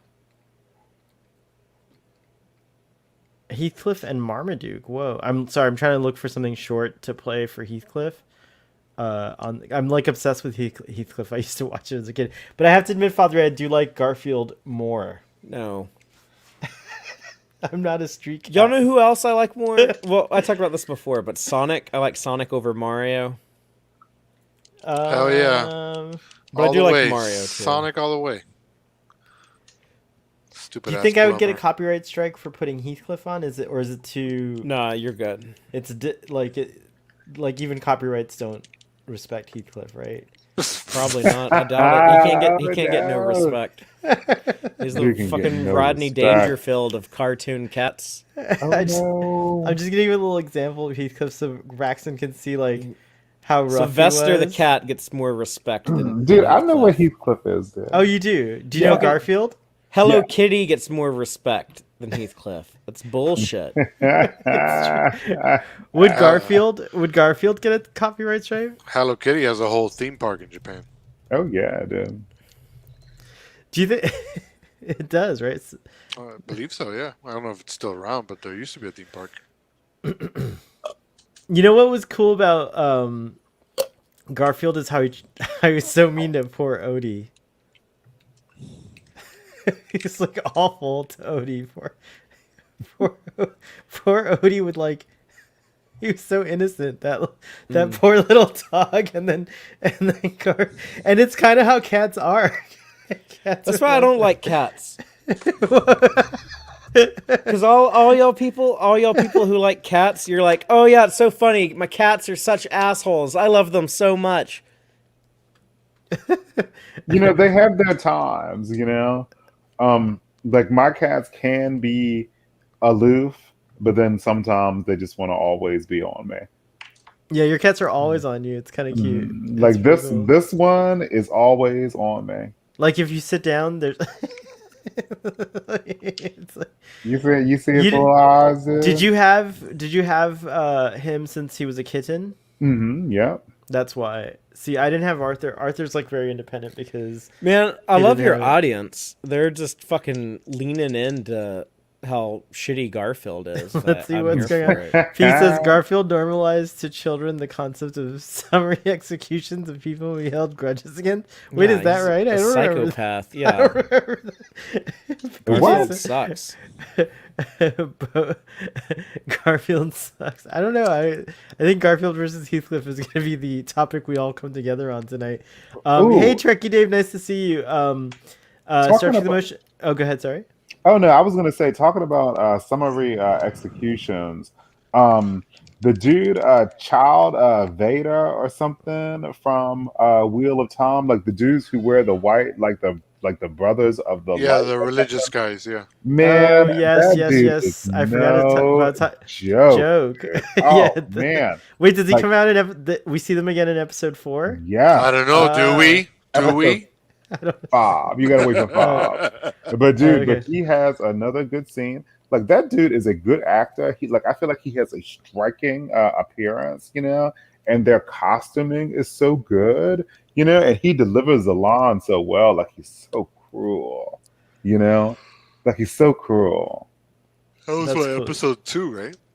Yeah, Hey. episode 2. Trekkie Dave says December 7th, 1979 was the day Star Trek the motion picture came out. We totally timed this badly. We should have done a watch along of the motion picture, although it's very long, and I think a lot of us would have probably December like. 7th was also Pearl Harbor. Oh, that's Oh, right. really? Is it Yeah, or 6th? But I feel- Trekkie Dave's in Canada, so that's probably so yeah. as big of a deal there. That makes sense. Also, happy birthday to your oldest son. Oh yeah, his birthday's yeah. coming up then. Very nice. Very 4 nice. days. Jude is also chiming in with Sonic is cool, but nobody parties like Mario Fathery. Mario has had better games the last, I don't know, 25 years, but Well, has 20 Sonic years, even had a with 20 game years. like in a while? yeah, Like, Sonic Yeah, has Sonic games has a all bunch the of fucking games. time. hmm Sonic But has they're his like own racing game. 2D and stuff. Yeah, Sonic Colors. Sonic s- Racing sucked, dude. I played Sonic Racing What? No, on. Sonic Race was awesome. Well, Dude, the latest one. I don't know it's about not as the. They, good as Mario Kart, dude. Well, I haven't played the latest Mario Kart. Oh, dude, the latest Mario Kart is so good, dude. And Super Mario Odyssey on the Switch yeah, is Odyssey's good. so good. The Wii U games that no one played were really good. The Super Mario Galaxy and Galaxy 2 on the Wii were both really good. Mhm. Sunshine was not as good, but still better than a lot of Sonic games. Mario 64 was off the chain. Interesting. Okay, so well, anyways, I think Sonic the movie I haven't seen yet either, and everyone says it's good. Yeah, it's I haven't seen the Detective Pikachu movie, but I know the Sonic movie is better. Ooh, Detective Pikachu was good, dude. Oh, PE's. First of all, Trekkie Dave. Good morning. Is just waking up. What time? What time is it where you are? Or do you wake up? That's interesting. I thought like I think he's Canada- in Alberta, so I think it's Mountain Time Zone. So it would be earlier than us. No. Yeah. Yeah, I think it's 10:25 over He's there. probably I a could be wrong. vigilante. He's getting up for work at night. And say hello to Trekkie Dave wife. From us. That's very Hello, cool. Trekkie wife. PE is reminding me that Garfield regularly would say. By the way, did Bill Murray do Garfield's voice In the movie. Yeah. in the movie? That's why. I You know, think the of it funny earlier. thing about that is the dude who did the Garfield cartoon voice also did the cartoon Bill Murray voice in that cartoon, The Real Ghostbusters. No way. That's Yeah, cool. which is actually a good cartoon. Yeah, it was a The head good writer cartoon. on it was Joe Michael Straczynski, the creator of Babylon 5. Oh, I didn't realize that. Yeah. And Huh. Captain Power. Captain Power, he's a hero. Oh, Braxton, you're wearing your Flash shirt tonight. I just noticed. I am wearing my Flash shirt tonight. Nice. Man, I used to be able to ask, like, who's your Flash? Like Barry Allen or Wally West? Like, now people are like, man, I don't even know who Wally West is. You know, really, I don't even care. I don't. I'm not really that into DC. I just like to wear red. You know, this is like a nice shirt. You know, but I don't really care that much. Wasn't you know, Wally like- West on the show? Wasn't he? Yeah, they put him in the show. They made him Iris's brother instead of her nephew. Right. Mhm. Yeah. Yeah, I watched the first season of that show, but I don't really care about the Flash. So I don't really have like a Flash. You should watch The Flash. At least season 1 is good, but then it goes downhill. I feel like it's not that great. Yeah, the most recent season is. I actually haven't watched, like, I think there's 3 or 4 episodes of the Shit. new season. Or I haven't no, watched don't them yet, even watch but- the show. The Ezra. I feel like the Ezra Miller Flash might be cool. It's a movie. So Oh, you I you hate don't have to, Ezra like- Miller's Flash. I know you. I know you. Oh my god, I can't. Mhm. I'll go see that movie. I'm curious if enough about it that I'll go see it, Mhm. but I do not like his Flash, and it is so insane to me that like their marketing the movie is basically like another Michael Keaton Batman movie. Oh, I called him Trippy instead of Oh Flash. wow, another called Michael Keaton Batman. I called him a Trippy because he trips like 4 times You know- in the Justice League movie. I saw Ghostbusters. I saw Ghostbusters recently. I don't know if I'm allowed to talk about that. The Ghostbusters Afterlife, yeah. I don't care about spoilers. And Me either. as I'm watching that movie, I had already heard a lot of people compare it to like The Force Awakens, and it's just like nothing but like callbacks and very derivative of the original movie. And I'm watching it, and I'm actually thinking like, okay, they're doing a lot of stuff pretty different actually. Like, oh yeah, like it shows like some familiar things from the original movie, but you know, look, they have like these kids. It's very different than the characters They from the straight first up movie. rip They're- off shots from the original movie. I'm getting there. But like they're like out on the So farm bad. instead. They're not in like New York. They're like out on the farm. It's a very different setting and everything. And then I get about like 2/3 into the movie. You know, I'm thinking, these characters are so different. Like this little girl is so different. The Paul Rudd, the mom, like they're all very different characters from anyone in that original movie. And then Ruben, you'll know exactly what I'm talking about. I get to like the scene at Walmart about 2/3 into the movie. And then from Walmart until the end credits, it's full blown member berries, like Yeah, nonstop. nonstop. Oh, really? Nonstop. Yeah. Why did they Awful. do that? But Because um, money. But did someone? You're saying it was Because- so like? Can you be specific? Can you be specific about like what they do to like kind of? I mean, I don't want to spoil it. Like, Okay. I mean, hate- they do I it. hate They do it spoiling throughout the whole things. movie, but they But- just. But hold on a second. But then it goes hard at that point. But I think you can still enjoy if you go in with like that expectation. I think you can still enjoy the movie, but I think it could have been better. But I also had like the whole ending. I think the ending might work as like if it surprises you, if it catches you off guard. But like I had all of that spoiled for me, so that was kind of frustrating. I have a guess about the ending, which is that we see Egon. No, I'm not going to Sorry, say anything about Okay, it. My don't wife just say- got home. We're not talking. You don't want to spoil it for anyone watching the stream, or just not for us in case we watch it. Both. Okay, gotcha. All right, so Ruben, don't tell us the ending of Ghostbusters. The Afterlife. ending? Oh, Yeah, you've don't- already. Have you watched the first movie? Because you've pretty much seen the ending of Ghostbusters Afterlife. Like I'm not But, you kidding. know, like, I'm not I fucking can, kidding. I can understand. I can understand. Like, I know some folks do really love the Ghostbusters Afterlife movie, and you know, if they want like that nostalgic return to the 1984 movie, then good for you, I guess. I just think if they would have done something a little different and made it like a little bit, and I said the same thing about The Force Awakens. I think The Force Awakens had I really liked the characters. I liked Rey and Finn and Poe and all that, but it was just like it was so much of the same stuff that we had seen before. You know, like the little droid carrying the secret plans, the hero coming from a desert planet, the gotta blow up the big Death Star thing at the end. Like if they had just changed like one or two of those, it would have made that movie so much better, in my opinion, because it wouldn't have felt as derivative. And that's kind of the same way I feel about like this Ghostbusters. I think it was a movie with a lot of potential, but they kind of just wanted to play it safe and appeal to the nostalgia. And I watched like the Red Letter Media review of it, which was pretty. I mean, they're more critical than I am, but they even admit like, oh yeah, there's some stuff they did kind of good here, and they should just done like a few things different.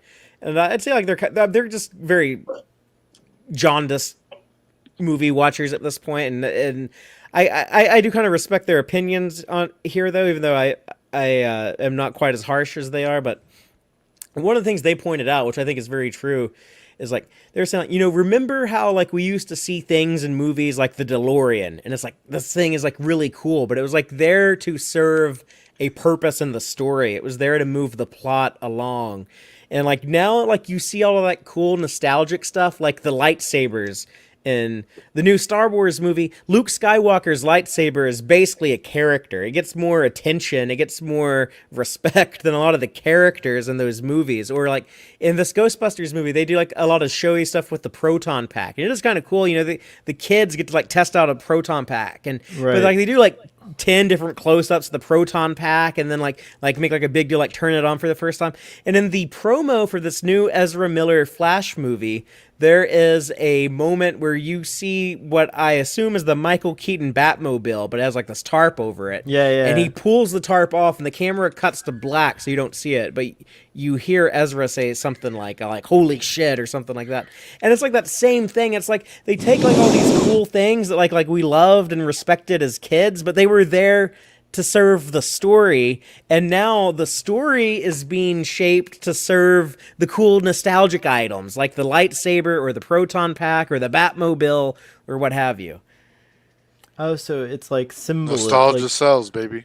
But like it's interesting, Father. I didn't like that point of like how it's shifting to like the symbols of those things are more important than like the story per se or the characters. Like it's almost like, oh, it's a good point. I never thought about that. Like Luke's like in a way that's actually, oh, you know what? You just changed my mind about Ryan Johnson. I hated the scene where Luke just tosses the lightsaber, but like putting that Oh no, that spin- was fantastic. Yeah, like putting That's the greatest Star Wars movie they've made in It's really my good. lifetime. But putting that spin on it where you're like I kind of see the statement now that perhaps, I don't know if it was intentional, but based on what you're saying, I kind of see a similar statement there with the lightsaber being just like kind of tossed aside. That's interesting.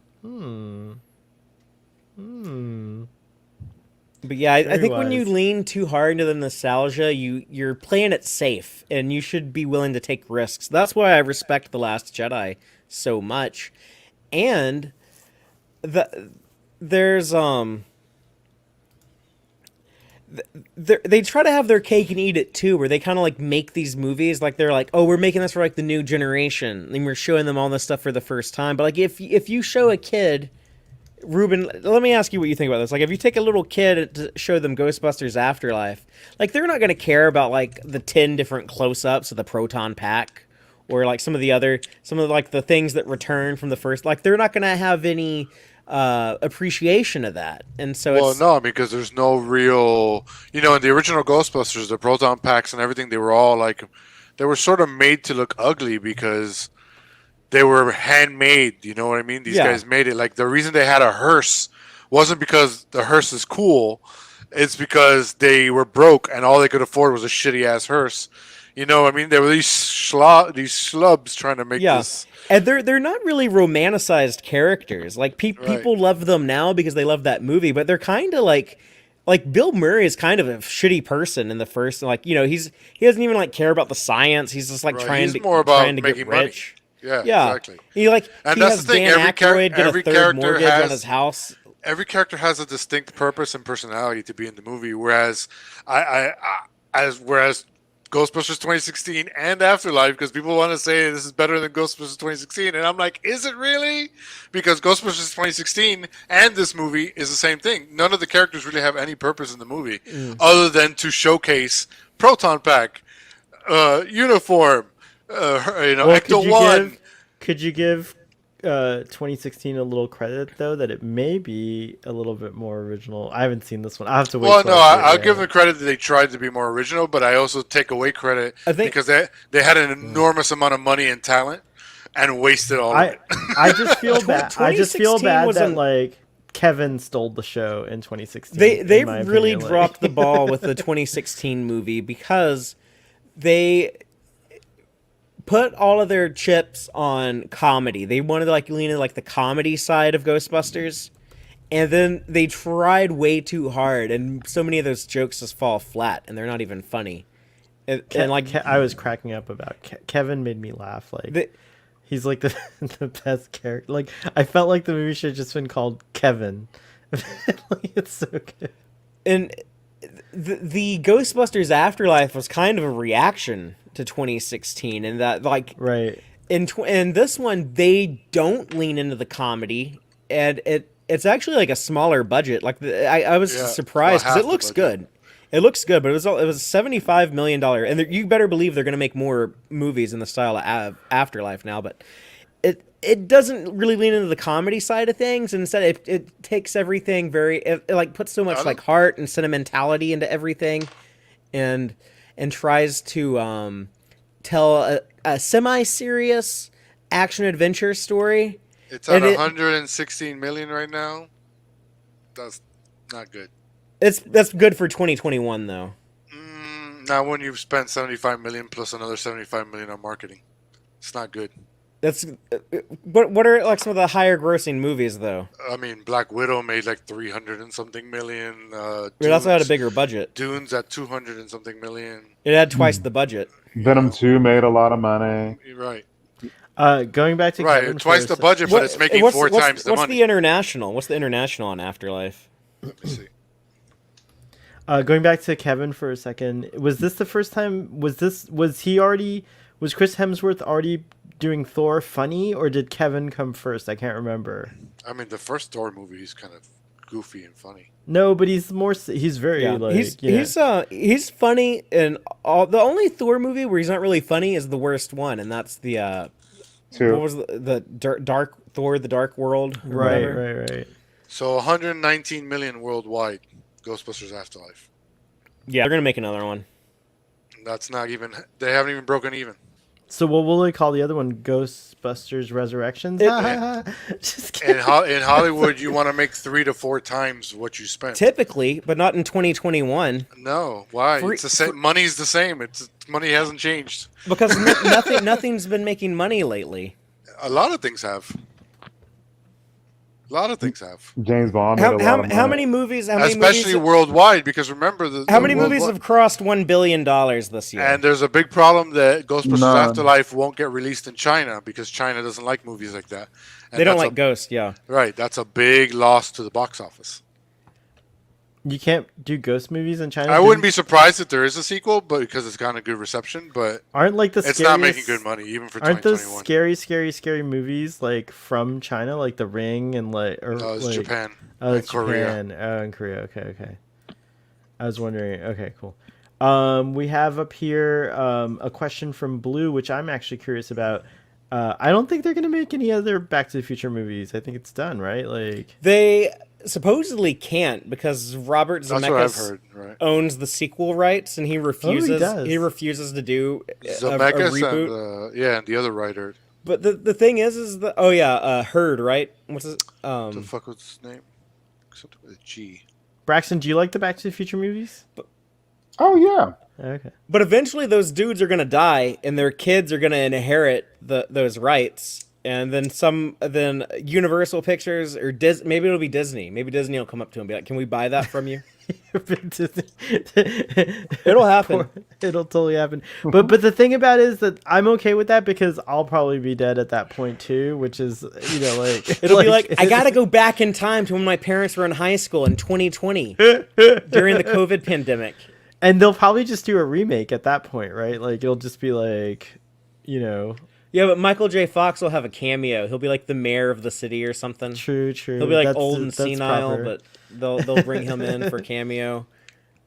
So the other thing I kind of hope never gets a sequel unless Spielberg himself does it is E.T. I kind of feel like that's like a thing too. But yeah, I'm kind of glad that Zemeckis. Yeah, how has that not happened? How has there not been an E.T. sequel? Because it's like there's a sequel book called The Green Planet where we go back to E.T.'s. What's that face? Like you didn't like the E.T. No, like no, E.T. no. Oh, No, I okay. was just looking at my game. Okay, I was just like, all right, but No, I mean, if they made there's an a book ET, called The Green Planet, so it's ready to go. I hope they make an ET reboot and he rips out the eyes of Elliot at the halfway point. In a weird way, do you guys remember last Christmas the ET commercial? That I felt like was a good. Yeah, that PJ just said it at the same time. ET had a sequel in a commercial, and it's true. It is a really good sequel to the movie. Did you guys see that? Did you all see that commercial? Everyone had seen that for sure, right? Let's see here. I'm guessing. Father the Last Jedi rocks, and that's what Trekkie Dave is saying about it. PE says, I'm guessing that kids these days would not be interested in a bunch of old men suddenly showing up to save the day. Is that true? I gotta ask kids. I mean, I ain't been a kid in a long time. And I just don't think kids would be interested because, like, the Ghostbusters, again, the characters are so, like, they just want you to believe that the girl is an outcast. But then they never do anything showing she's an outcast. She makes a friend in 2 seconds of the movie, and she's never really portrayed in any way as, like, you know what I mean? They don't give the characters, they don't do anything with the characters, so kids don't have anything to latch onto. Because that's what the brilliance of the original movie is, that kids can watch it as kind of a horror movie and adults could watch it as a comedy. That's the brilliance of the original movie. Every sequel since, except for part 2, has forgotten the horror part completely. Yeah. They just think it's about funny ghosts running around and shit going on. That's interesting. I didn't think about that. That movie scared me so much as a little kid. Like when the Gozer dogs were about to be on screen, I couldn't look at the TV. I would hide my head under the covers. Or like That's the cute. taxi. Remember the ghost goes in the taxi? Oh, and the yeah. fucking taxi driver zombie is like. Or the one in the ghost in the library at the very beginning. I would wait until when they're about to like try to grab her, and then like right before they would, I would hide because I didn't want to see anything. It was like rah. You just take that whole scene, how it just takes its time as a horror movie, no comedy, just a horror movie setting up this slow ass like library sequence, and it's like it takes its time. And no, neither 2016 or Afterlife. I don't really want to talk about Ghostbusters 2. It's there, but There's good moments in Ghostbusters too. yeah, Like, those guys, they still have like their chemistry. Right. This is the thing that scared you when you were a child, Father? Yeah. Sorry. It is scary as heck. I do remember being scared myself, but I wasn't. I think I was old. I was a little older than you. Obviously, I'm older than you. And then but like yeah. even like this isn't a spoiler because you've seen him in the trailer, the little Stay Puft Marshmallow Man, like just there. Like in the Yeah. original movie, there's a whole purpose behind it. There's a story element driving it. You know, in this, it's like just Throw 'em in. because member Barry. Ding, ding, ding, ding, ding, ding, here you go. Eat people. Eat people. That's what. That's Zool what member did. berries are made of. People. I mean, Ghostbusters was huge, and I think that's what people are trying to do. I mean, there was a whole cartoon. Like people are The just trying to, cartoon's like- good. Yeah, the cartoon is good. The cartoon One of is the video actually, games. according to like the continuity of the cartoon is the real Ghostbusters, and the movie was a movie made based on them. Oh, I didn't know the cartoon did that. Yeah. Even the original Ghostbusters movie with the ape was pretty good. There was another TJ cartoon called Ghostbusters, but it wasn't based on like what we think of as Ghostbusters. It was something else. Well, there was It's a movie weird. in like the 50s or 60s that had a Ghostbuster. It was called the Ghostbusters. They had to Yeah. buy the name from that movie, but it had an ape in it. Yeah, And they there made a was cartoon. They a made cartoon a cartoon based on that. but it was the cartoon's pretty different. There's like a car that can like travel into the future, like some weird. It was weird. too. Weird cartoon. I remember watching that physics. as a kid though, like in the '80s, and being like, "This is not Ghostbusters, but it's kind of cool on its own merits." It was super confusing. I remember seeing the movie, like they showed it on some like TV 33 or whatever, one of those syndicated stations, and I was like, "What's happening right now? How does this movie exist?" It's a Ghostbusters movie that's a cartoon. No, it's a movie and a cartoon, and then there's the movie we know and a cartoon. Wait, when did the movie that's not Ghostbusters come out? Wait, what? Hold on, let me look up the exact date when. Yeah, because I'm trying to find an image from it. But anyways, BJ says if they had made a '90s Ghostbusters, it would have looked a lot like the Frighteners. Yeah, it's a good. I agree with that actually. The Frighteners is pretty cool. Yeah. Let me see if I can. The first Ghostbusters and Ghostbusters 2 go together nicely. I do love Ghostbusters 2. Check the private chat and see if that picture comes up for you. Sure.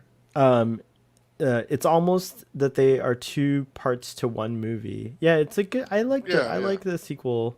The Ghostbusters. The Ghostbusters, yeah. And so they have a space between Ghost and Busters.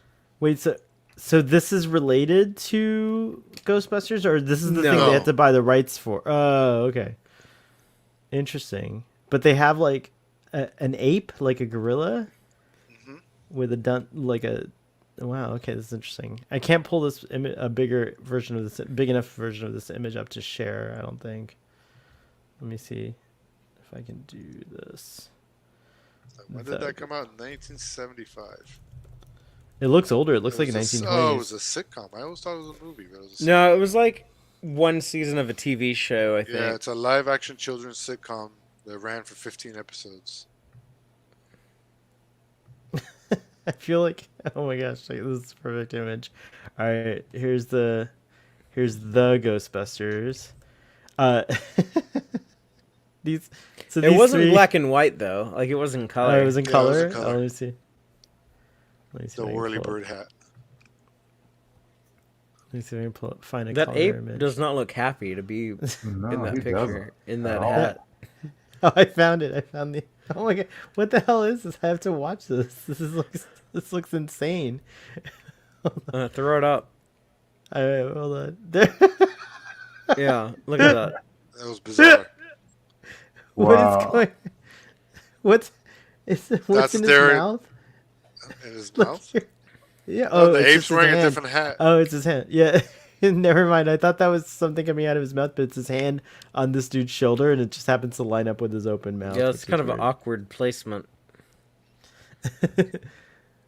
That's weird. Okay. And then it had a cartoon, Yeah. and Yeah, but its cartoon was very different. Let me see if I can find. I'll send it to you in the private chat if I can find it. All right. Oh, there it is, right there. You had This it. is the one, yeah.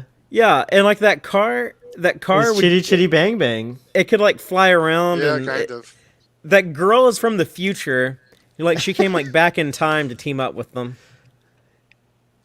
Do you guys remember the Beverly Hills? The car Teens? could talk too, like that face on the front of it, that ghost face. Like I think it could actually speak.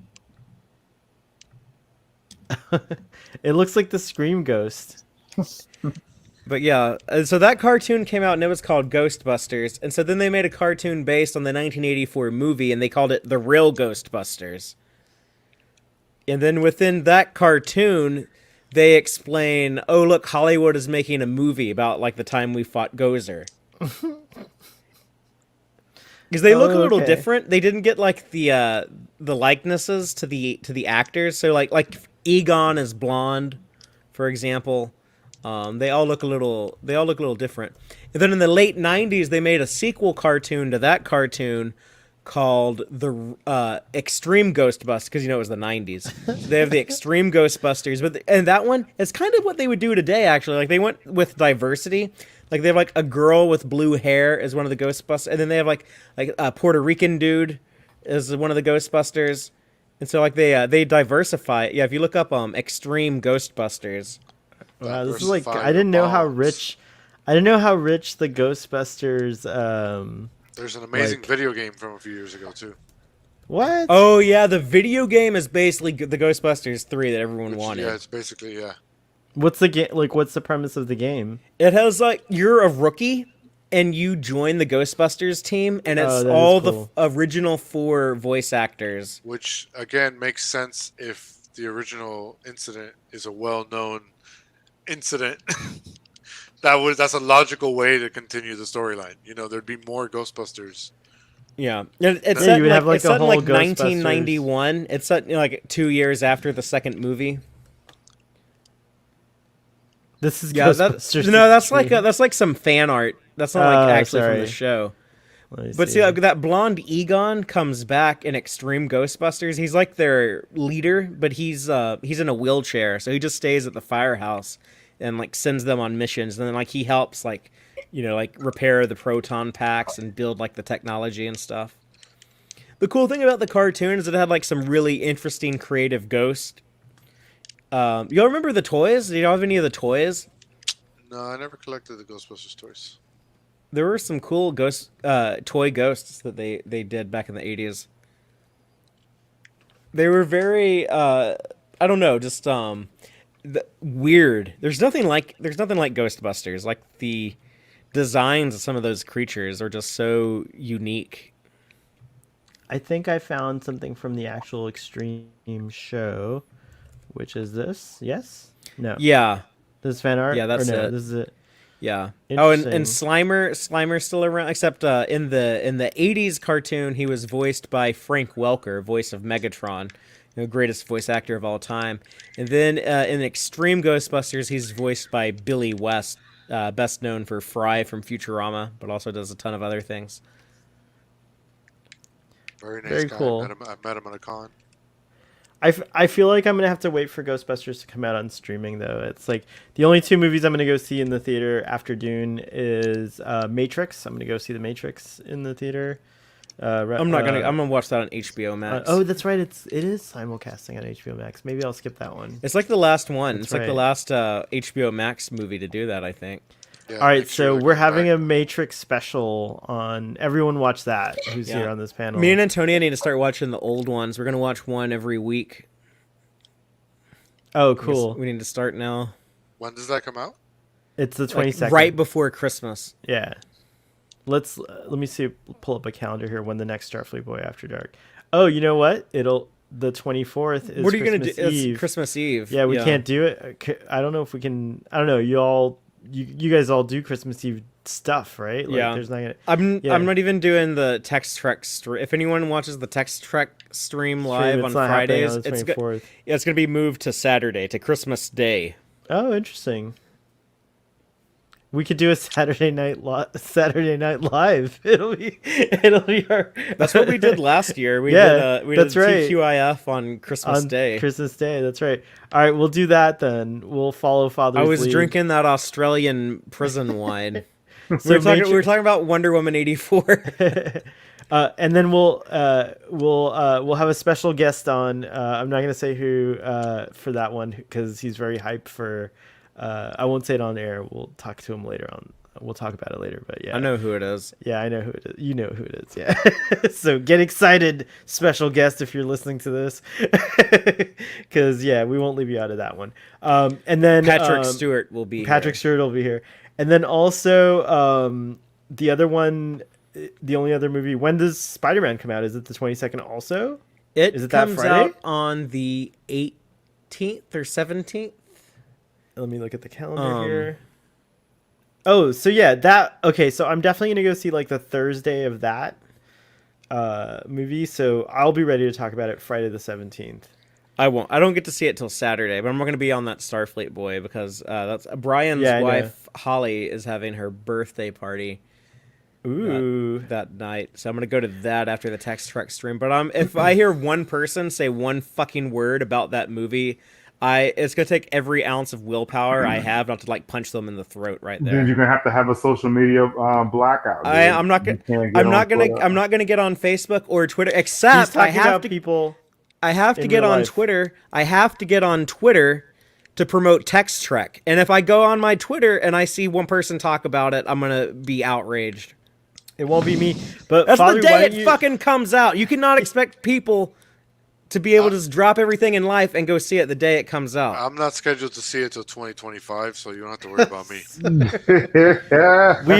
I'm just letting you know. Don't even tune in if you are worried about spoilers on the 17th to Starfleet Boy After Dark.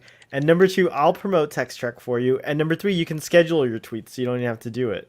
Well, I need to learn how to schedule tweets because I'll show you. Because I'll do that. I'll do that. Click the button. I will stay off of Facebook and Twitter from Thursday, Friday, all the way until I see it Saturday. There's a scheduled tweet. I do it all the time, actually. I don't do it regular. Like, I didn't do it tonight, which I should have, but I always schedule. On the Saturday streams, I schedule. I schedule. I schedule those tweets. I can't do Thursday. I can't do Thursday night releases because that's when I got to do all my slides and make my notes. I know, it's a big deal, for my streams. Yeah, so there won't be a. There probably won't be the sacrifice I make for my audience. The sacrifice of angels, very good. Oh, I didn't know this, but Spidey releases early in the UK. What? You gotta avoid it you gotta avoid it more sooner. Yeah, finally, the UK gets something. I'm gonna expect the people in the United Kingdom to be respectful and not talk. You know what? If you want to talk about, like, make like a little chat group. Make like a little chat. Like, hey, all my friends who've seen the movie, here's like a little chat where we can all talk about it to each other. I've done that with stuff before. But I mean, when Avengers Endgame came out, right? I didn't want to spoil it for anyone, so that's what I did.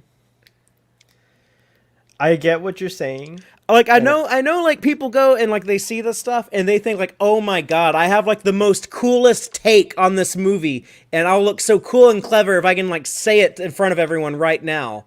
But, like, when you do that, like, you ruin someone's experience. But I use the hashtag. It's selfish to go and spoil it for people. Why can't people, like, enjoy what they like? Like, you're super passionate. You went out and you saw it on Thursday night. Then just enjoy it separately. To do it. Like, I feel like you should be able to, like, talk about that on Twitter with people. But talk about it in, like, a separate area. I already know how I get what you're saying, but, like, to me, it's not that hard. Like, I respect what you're doing, which is a blackout. Like, that's the proper thing to do. And I also understand what you're saying. Like, I get it, but at the same time, and I've said this a million times, I think that's like I think the opposite is the most unreasonable thing. Like, I think if you can't see something on opening night, then you have to restrict people from talking about it. Like, you know, that's like kind of rude in my opinion. Because... I think it's bullshit. Like, just say it in like a private space. Like, how would you feel if you go, let's say you're going to see it at like the 10 o'clock on Thursday night. Yeah. 7 o'clock was sold out. Okay. Right. So you're walking into the theater, and someone just saw the movie, comes out of the theater, and he just yells like, "Oh my god, I can't believe that happened!"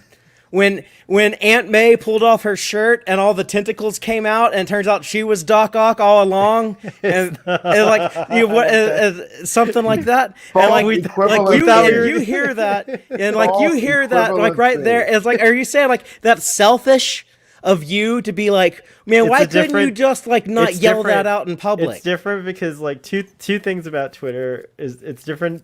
Two things about online is different. One, that person is a dick because like I have no choice but to hear him. Like I can't avoid hearing him. Like that's not fair. But if I have to go post something on Twitter to promote my content, like I shouldn't have to be terrified of that happening to me.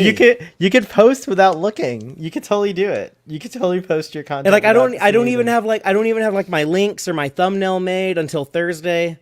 So it's gonna be like no, but next I'm saying to is impossible. like you could totally post without looking. There's no reason to look at your timeline. You could go on Twitter. It's you can go straight to your messages, right? Like so, you click on messages, you open up you click the feather, and you have a tweet post, and you don't see the timeline at all. Like there's a way to do that. I'll do that. You take it a step further. You write the tweet outside of Twitter first, and then just copy paste it so it's quick. Yeah, so it's quick. But so and I'll do that. I will go and do all of that stuff. But I feel like I shouldn't have to. I feel like people should just wait. No, it's not fair. You pay the good money and make the time to go see it. You have every right to fucking talk about it. That's fucking bullshit. That's fucking that's so selfish. That's it is selfish. It's so like I want. It's like not only do I want to like say my take on the movie to everyone, but it's like I want them to see that I saw it already. Like it's like there's some type of like social credit. It's like there's some type of like it's like 100% a social credit. Like some people live lives where like they have kids or like they have jobs where they can't take off for that. Yeah, stay off fucking Twitter. Stuff. I'm sorry. Us bootleggers have a code of honor, and we do not speak of the movie until it has been seen by others. Well, I respect that. That's different, Ruben. I think a bootlegger. Yeah, you should. No. Fuck you. If someone's a hardcore fan, and they're gonna put in the time and effort to go bootleg a movie so that they can see it, then by your logic, they fucking earned it. They earned the right to go see whatever the hell they want. I took a risk of getting a virus, of downloading downloading something I don't want to see. If you can't bootleg the movie and see it early, just stay off the fucking internet. I do. Like as soon as I get hints of, and if I get a hint of like people are starting to talk about it, I don't look at the timeline, and it's I know how to manage my experience online. Like I'm an adult. You were complaining. I saw you complain about an Eternals spoiler. No, I saw you. You tweeted. Where? You said like no. Oh fucking now I know about the cameo in the Eternals. Yes, I didn't say I said I was happy to know about it. Like I said, now that I know about it, I want to go see it. That's what I wrote. I can pull up the tweet. It says, "Ooh, now that I know about this cameo in this, I'm gonna go see it." Like it didn't spoil it for me. It made me more excited to go see it. I saw someone else's tweet. Yeah, you saw someone else's tweet and you thought it was me.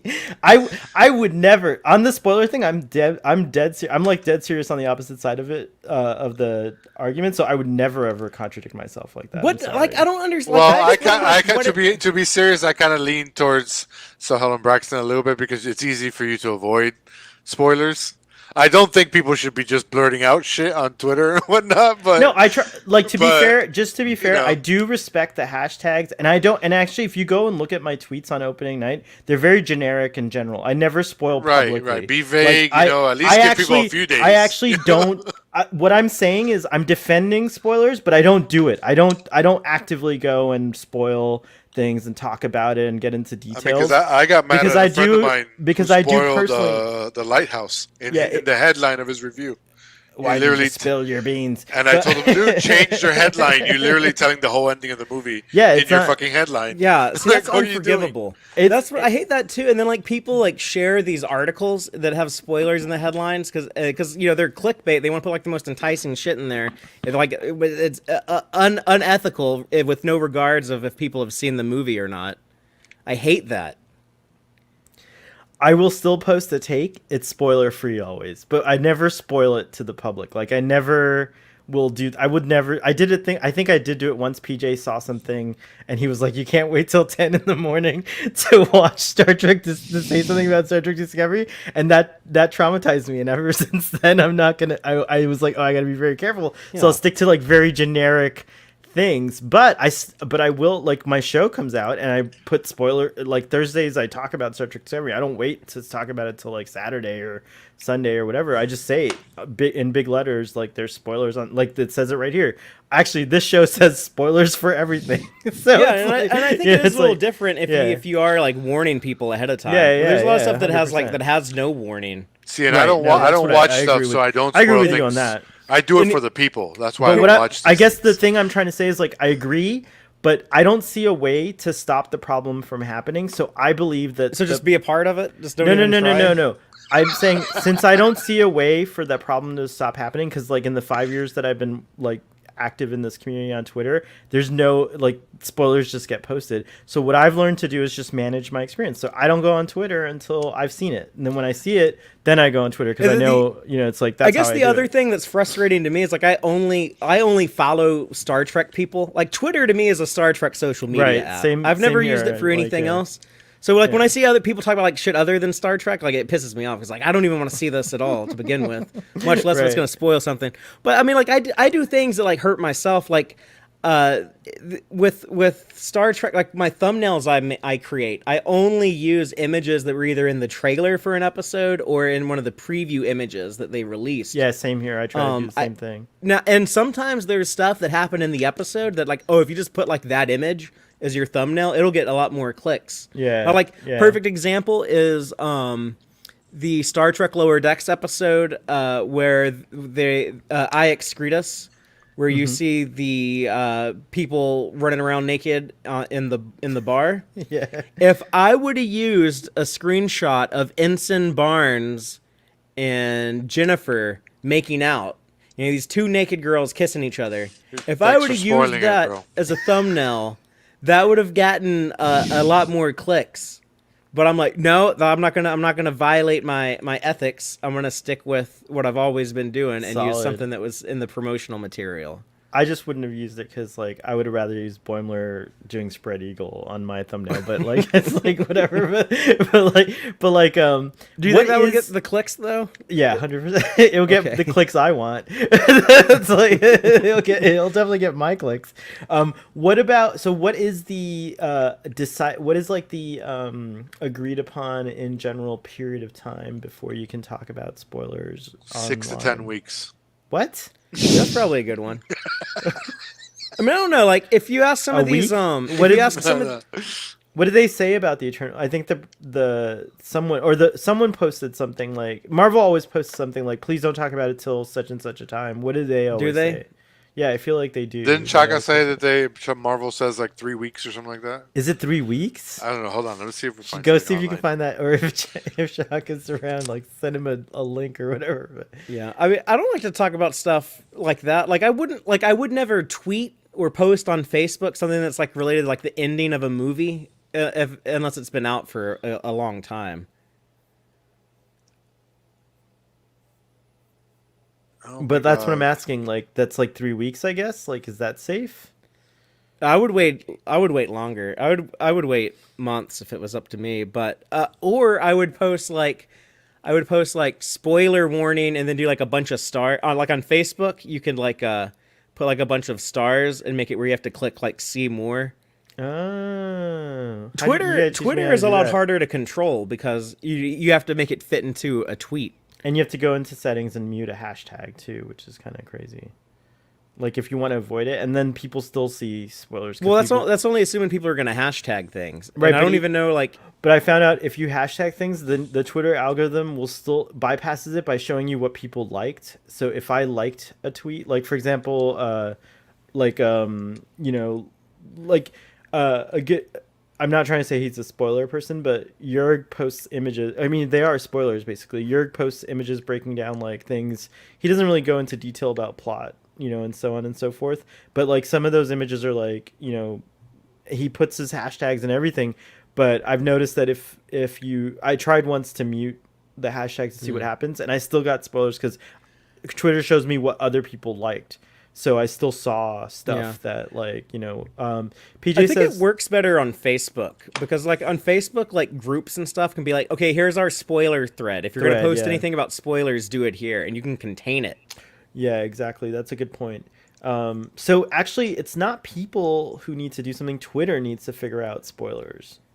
Yeah, I That's would who love needs for to- them to. Yeah, come up with a Twitter, solution like to forget it. Like people who spoil things, it's like not controllable. But Twitter can build something that like deals with that. So like you could turn on no spoiler mode, let's just say, right? And the algorithm, if it detects anything about recent films, it just won't even show it to you. There you go. Yeah. Twitter, Or I if just you helped if you could tell it, Yeah. or if you could tell it like what things you want to avoid spoilers right, for. like what movies, and then the algorithm just figures, that's a great idea. So Twitter, figure it out. I want the edit button, but I want this more for Fathery and Do you see everyone what else. parenthesis I is talking about? I remember people in the fandom menace, like this is like when they were first getting started. They would go around like this and go into like random groups and post spoilers of things that like leak just to be hateful. Oh, and yeah, that's why it has such a bad rap. I get it. That's crazy. I didn't realize that. PJ says within a week of its release, Spider-Man spoilers will be almost. Yeah, I agree with that. Spider-Man's gonna be. I mean, everything that's so big, it's like people just start talking about it. That's why I try to go see everything early because honestly, like, what's more of a problem for me than like Twitter or Facebook? Because like I said, I've learned personally like to just turn it off and like not. And I do the things like where I don't like look at the timeline and I'll just still post. But PJ's right. What's worse is like I'm at work and someone's just like, "Oh my god, dude, blah blah blah, Spider-Man." So I have to see it early. So to me, real life is worse for spoilers than online personally. Yeah, no, that's why I do try to see everything as soon as possible. I don't even watch trailers. I don't even watch trailers for that. No, I don't want to know you know. don't. I don't even want to know what's in the Spider-Man trailers. When I go see a movie, like when I went to see Ghostbusters Afterlife, I take this Bluetooth headset with me. I put this on when the trailers play. I blast music and I look at my phone. And then when the trailers are done, I take it off and watch the movie. I don't even want to see the trailers for some of this stuff. That's legit. Braxton loves spoilers. Oh yeah, I don't mind spoilers at all. Isn't it because you also get nervous sometimes? Like you don't want to watch a movie without knowing what happens, right? Oh Like, yeah, I'm an anxiety person. I want to know all the action before I see it. I think it's cool that you, not cool that you have anxiety, but that you can talk about it because you seem like such a cool character. Like I never think of you as someone who has anxiety, so that's cool. Yeah.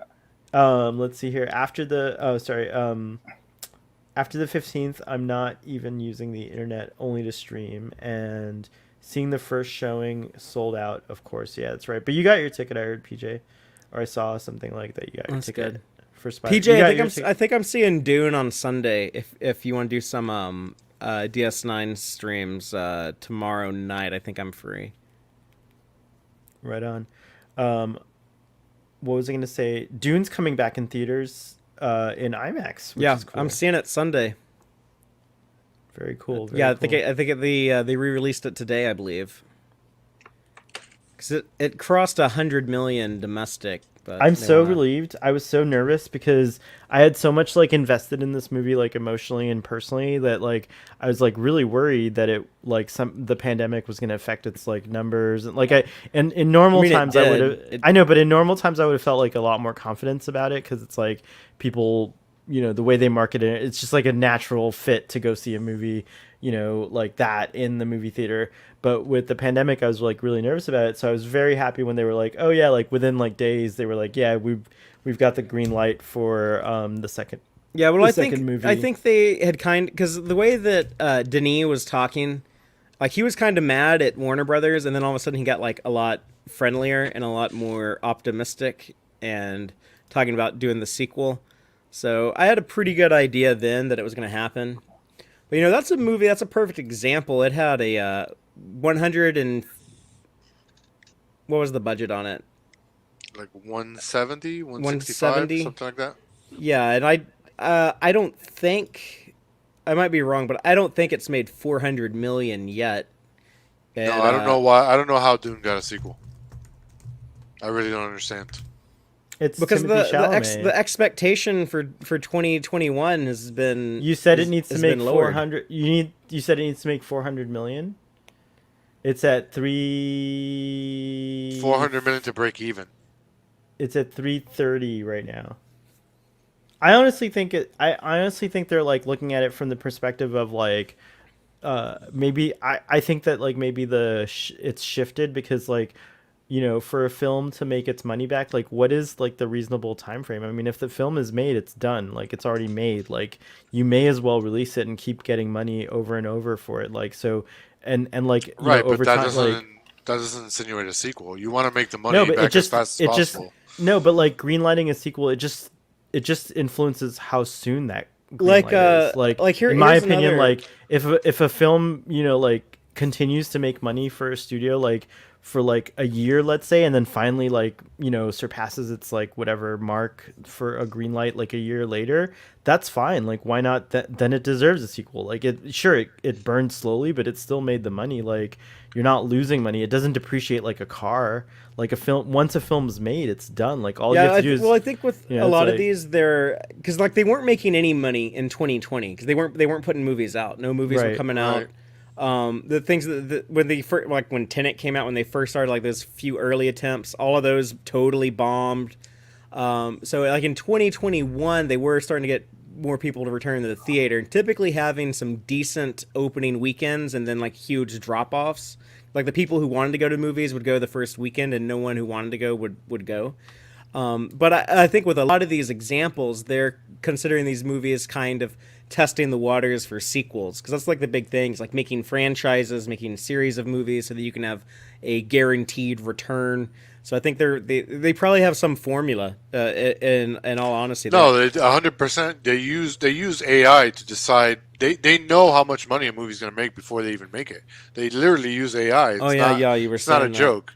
That's real. Like Warner Brothers uses AI to decide on script financing, and so I know for sure that when they said when the Dune released, they were like, okay, if it hits 40 million or whatever number by X date within the first few days, we'll greenlight Yeah. the sequel because that's enough. But it's just still and bizarre. now they to me. know now they know how much budget to give the sequel because they're gonna put into the AI. They're gonna be okay. It had this many people streamed it on HBO Max on day one. This is what it did domestically. This is what it did in the international markets. So calculate how much money the sequel will make, and then we'll know how much budget we want to spend on it. I mean, it's creepy, but it's true. PJ's bringing up a good point. Why did HBO spend money on 5 seasons of The Wire when nobody watched it? They liked How the do you know quality nobody and watched it? they enjoyed HBO something. knows who watched it. If nobody was watching it, they wouldn't keep making it. Yeah, That's HBO illogical. is not on. They never do Nelson ratings, right? Right, Because that's there's illogical. no advertisers. So people talk about like how these streaming services don't share their streaming numbers, but HBO, the premium cable channels, would have always been like that, right? For the most part, you How still do got how do Nielsen's, those but like channels know how people Why? are Because watching there's it? no Like, advertisers. It's actually Nielsen always been helps. unscientific. Like, yeah, it's super unscientific. I was in Nielsen House for a while. You just fill out what you watch and then you send it in. That's how it worked. You didn't before, have the but now- box. But now with no, there was the box, and then you had to fill out this whole like sheet that you would send in every, I think it was once a week or once a month. I forget how. I only did it for a short time because I just lost track of it. I didn't care. But now with streaming, the difference Are is you the that- reason Voyager got canceled? No, I mean Yes. sorry, Enterprise got canceled. Is that because you stopped filling in the form and sending it? Is that what Yeah, happened? I said, please take this shit off the air. No, kidding. I love Voyager, guys. I love it. No, I'm talking about Enterprise. No, Enterprise. but you're right to a degree, Father. It was hard. It was harder with things like HBO because HBO would show things on. That's the problem with streaming is that you don't know when people are watching things. Whereas with the Nielsen shit, it was easier because things were coming on at certain times, very regimented. Where now it's like you could be watching Red Notice. I don't know why I picked that of all things. But no, yeah, you can't find out anything. But HBO knows what people are watching. Netflix Yeah. knows what people are But watching. like, how do they know? Well, Because now it's their content. They call their IT guy and they're like, "Hey, how many hits did we Yeah. get on our server?" Oh, okay, gotcha. Yeah. No, I'm talking about before, like on cable. Oh, how did they know? before. Oh, I'm sorry, I was reading PJ's comment. Before on cable, I don't know how they would do it before. They'd probably have to do like groups. They probably had like sort of questionnaire things. They did the Neil. That's what the Nielsen, in part, what the Nielsen homes were for. You know what I mean? The Nielsen homes were the kind of the show, the things saying, "Hey, people are watching this, so keep it going." You know. Check out this headline from The Verge. Hollywood is quietly using AI to help decide which movies to make. AI will tell you who to cast and predict how much money you'll make. That's crazy. I'm just gonna. Thanks, Blue Sparrow sent this article, but yeah, it looks interesting. I'm gonna read this later. That's not new. That's been around for a while. yeah, we talked about it last week. I think Ruben mentioned it, and I I said read about it I read about it like 2-3 years ago or something like that. it's Don Cheadle's character from Space Jam 2. Oh, that's right. I do remember that joke. That's funny. Right. Wow, that's like kind of bad. It feels like that's gonna go like wrong someday. Like that, like this AI is secretly like picking movies. Someday. Like, Have you seen the movies that come out in theaters? No, You but can't tell the robots picking them. I feel like the robot, the AI is gonna like slowly like, or it's happening. Never mind. Insert shitty CG I feel third like- act. I feel like the Bloop. AI is like the AI is obsessed with the destruction of humanity, so it's only gonna greenlight movies that are gonna like make us all hate each other and like. I mean, is that you know, really do that awful bad? things. If like humanity goes extinct and the computers live on, like maybe that's just the next step in our evolution. As Right, long as that's just I'm in the evolution. robots, like as long as I can transfer my consciousness into a robot, No, they I'm don't. okay They with don't it. want It's your like, consciousness. my They'll be robot- like, you're a low level intelligence. We're I'll we're become super Max. computer brains. No, I'll be like a jester for them. I'll be like entertainment. It's No, like, you can like, dance for their entertainment. dance for their entertainment. They'll be or like, whatever. they'll just like scan you real quick and be like, okay, we just ran like 34 billion dancing simulations based on our scan of you. So we've already seen all your stuff. And you know, to be honest, like it was only a little funny, but we don't need you anymore. Bye. There's enough, by the way, just FYI, there's enough Starfleet Boy After Darks out there and text treks Oh, and yeah. all our streams that like an AI could simulate 100 us. years from now, like people They could could, do like, recreations of us. Yeah, recreate us. And, like, do Isn't all that these weird? Have you ever Yeah. thought about that? You ever thought like, what if you die and then decades later this is still on the internet somewhere and people look at it? Oh my Like, God, what that'd if be right so now, weird. as I'm saying this, there's someone in the far future, decades, they're like 2021. Wow, I wasn't even born back then, and like they're hearing me say this now. It would be really weird. Enjoy the fucked up Earth we left you, motherfucker. Oh, your city's getting flooded and shit. The ice cap's melting. Do you, Father? Do you like speculation though? What are we speculating? Well, I was just curious, like, since the Matrix is upon us, like I have like all these wild ideas about what's going on. But Yeah, see, I don't want to speculate. I want to just see it and let like the story just wash over me and reveal itself as it plays out. I feel like if I went and asked like the creators of like these movies and stuff, they'd be like, "Yeah, I want to surprise you. I don't want you to be surprised before you see it." All right, I won't speculate, but I have a lot of ideas about the Matrix. Braxton, you're gonna go I see the can Matrix? leave though if y'all want to speculate. I will. Go No, do something. I don't want to speculate that bad. Starfleet Boy Afterlife is what that show in the future is going to be called. Starfleet Boy Afterlife. PE says 200 years from now, a new religion could be created based around these live streams. Well, and good YouTube God. videos. I hope not this one. Yeah, There's going to be a divide in the religion because like half of the religion is going to be like the pro spoilers and the other half is going to be the anti spoilers, and they're going to have a jihad against each other, and that'll be the end of mankind. They'll all kill each other. No, you know what it'll be? There's going to be like people who are connected to the internet all the time and they just instantly see a movie. Like they experience the movie while they sleep in their dreams. So like the night it comes out, like it downloads into your brain. You watch that. You actually experience the movie. You're the main character and you lived it. But the people who don't have the chip, those are the people that have to go to theaters and like actually watch a movie. Like they don't like participate like you do. And that's going to be the difference in 200 years from now. I'd rather go see the movies in the theater. Braxton liked that idea. You're smiling, Braxton. Would you put a chip in your head? Would people use that for like pornographic purposes? Oh, heck yeah. Of course. That'd be the first purpose. If there's no porn, it wouldn't succeed. Mhm. Yeah, I mean that's what every like home media has taught us. You know, that's why VHS beat Betamax. Even the internet. The internet wouldn't be here if it wasn't for porn. People were like, "What? I don't have to go to the weird porno theater to see sex movies. I can get this VCR thing and watch that at home." Wait, VHS beat Betamax because of porn? Yeah. Well, I didn't because know of that. marketing. And again with Blu-ray, that was one of that's not I don't even think it's the biggest reason. I've never even seen but a porn on a DVD or a Blu-ray. I've one only of seen the- it like well, go to like a sex shop. They have No. I mean, I'm just saying I personally have not like Oh, I you had haven't, like, I had Asia Carrera's Search for the Snow Leopard on DVD. Oh yeah, I had some DVDs of some dirty movies. dirty but- movies. Interesting. That was another thing with Blu-ray and HD DVD was that a Blu-ray supported porn and HD DVD did not. Interesting. I did not know that. But I don't think there's much of a market for that stuff now because, you know, we went from like, used to, I had to go to like the creepy porno theater to watch this.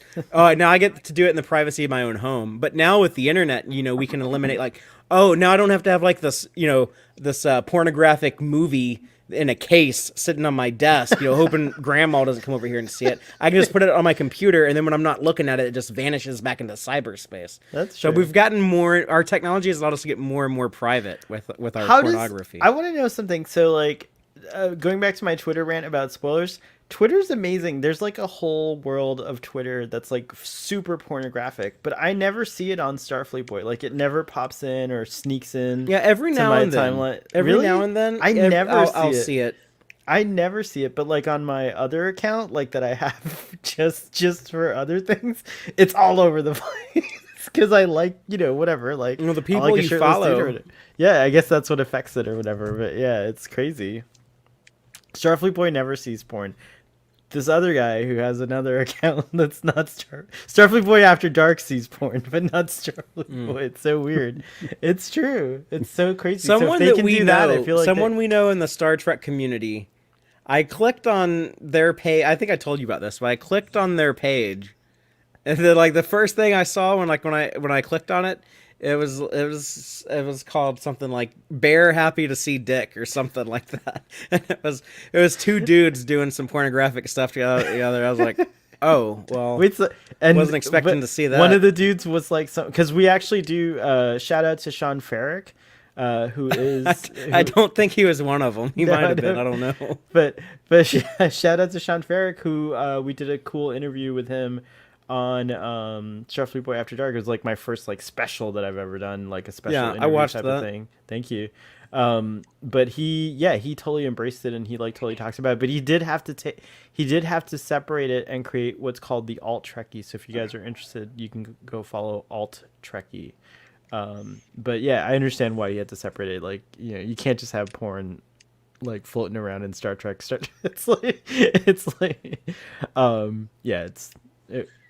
Star Trek's still, you know, family friendly for the most part. Is it? I mean, like we see Klingon tits bouncing around and. I don't think that's unfamily. Well, you're the one who I think you would say that it's okay to show anything new. I don't care. I don't care. Yeah, what you don't kids care what watch. kids watch, but like personally, I think that's like not offensive. Like I think some kids, like, I don't know, Ruben can tell you the story, like when we were like kids in our after school program, they would put on Police Academy to entertain us, and I would cover my eyes. Like, I self-managed even back then, and I would cover my Did you eyes. cover your or eyes Teen at Wolf. the It Blue was Oyster Bar? Teen Wolf. Teen Yeah, it was Wolf. Teen Yeah, it was Wolf when Teen the Wolf, girls in actually. the little It was negligee. Teen Wolf that it happened in. And in the Blue Oyster Bar, I did not cover my eyes, but there's no nudity in that part, is there? That's true. Yeah, there's I don't no think nudity. so. No, there's no Yeah. nudity. No, it's just the guys dancing. But to this day, I remember that song. I don't know why the song that plays in like the Blue Oyster is ingrained in my brain. I think that made me gay. No, I'm just kidding. Nothing made me. I'm gay. I was born that way, but but that certainly encouraged me to. You came out explore gay. shit. I did. I'm 100%. You came out, you looked at the doctor, and you said, "Let me see your Woof. dick, bro." I said, "Woo." Oh my god. My God, Catquake. my Cat- cats are just being crazy. I agree with PJ though. Ultimately, smut is overrated. Imagination is key. You should try to use your imagination. It's a lot better.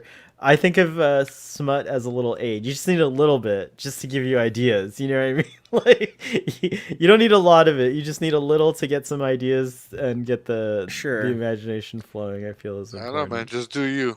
That- Watch that's however another much you thing. need. Yeah. That's the Yeah.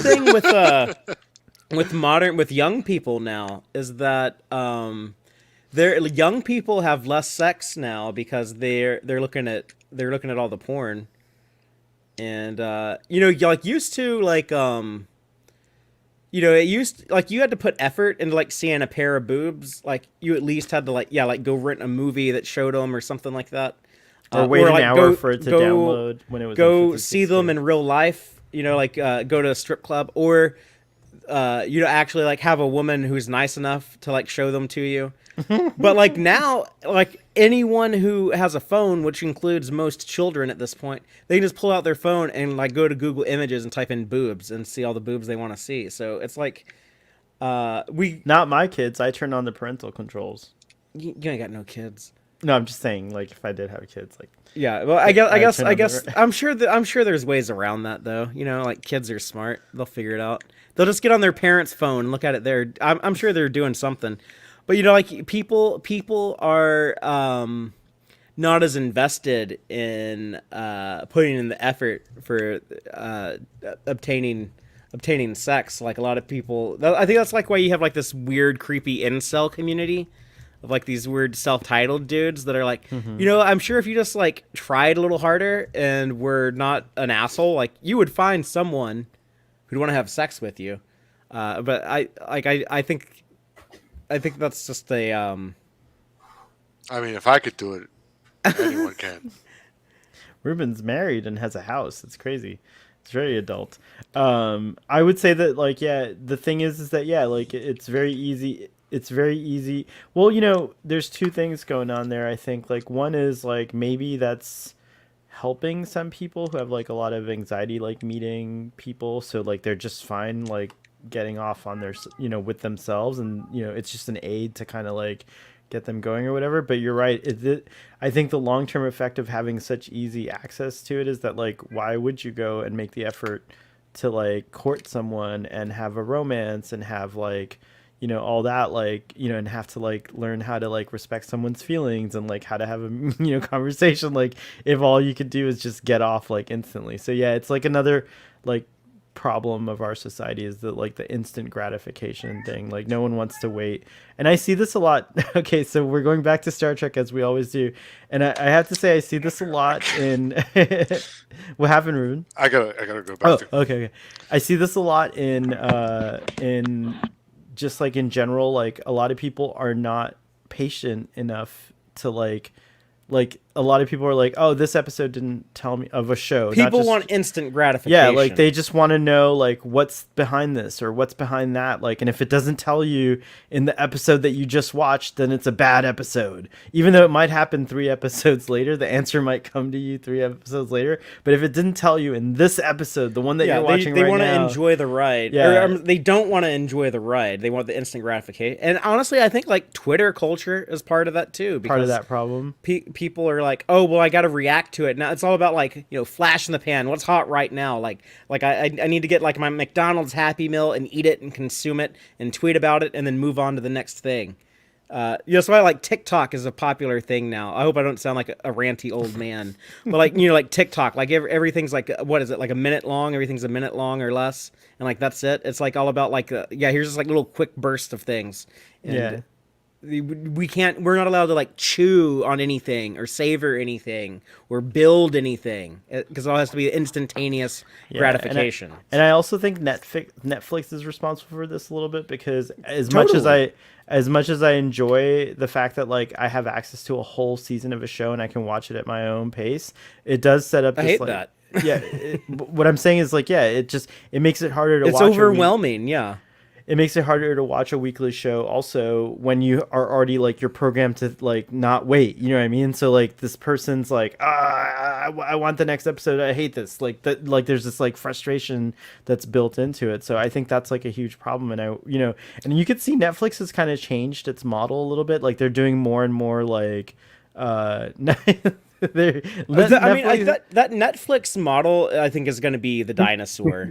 Yeah, I think dropping so, entire too. seasons at a time. Well, because it's not a good way to make money either. Like you want to like have stuff. You want to like if you make it. Also, if you release a season all at once, you wait longer for the next season. Like you know what I mean? Like because so there's a lot of problems with it. We were just like saying with Star Trek Discovery, like we get Star Trek for what 3 months. There's like 3 months straight of Star Trek. If they dumped it all in one weekend, there'd be like, okay, there's 2 days of Star Trek. Exactly. We were saying. What are we talking about? Well, we were just saying like the that Netflix distribution. The binge culture has kind of like made people impatient to wait for the next episode, and so if something doesn't get revealed or answered in like the episode you just saw, the frustration kicks in that you can't see the next episode or what happens next, and so you complain about that episode, like that it wasn't good, which is not like it's like, or you complain that the writing's bad, like that's what I see. Imagine reading a book. Netflix set a sort of precedent, but it's hard for the other, like for instance, like nothing against Paramount Plus or Peacock, but like they can't do that because Netflix has so much fucking content that they can do that. You know what I mean? Whereas even Disney Plus, you see, they're still trying to catch up on the amount of content, so they need to do that kind of week to week. But I agree with Father. Father was saying that model is going to be the dinosaur because the other problem with that, like watching the whole. You season, mean the binge model is going to be the dinosaur? Yeah, the binge model is going to be the dinosaur. I believe. I think that. Why? I think studios are learning because like no one else does that. Yeah. Not only that, no one else can. Netflix is years ahead of everybody else in streaming content. You didn't stop to think that what is it that Jeff? Just because you can do a thing doesn't mean that you should do a thing. No, I'm not saying it's good or bad. I'm just saying Netflix does it because they can. They're so ahead of everybody in terms of amount of content that they can do that. But yeah, Disney and everybody else. This is a really good point here. Like it's true. I enjoy Stranger Things. I binge it over a weekend and then I forget about it. But that's everything. That's everything now.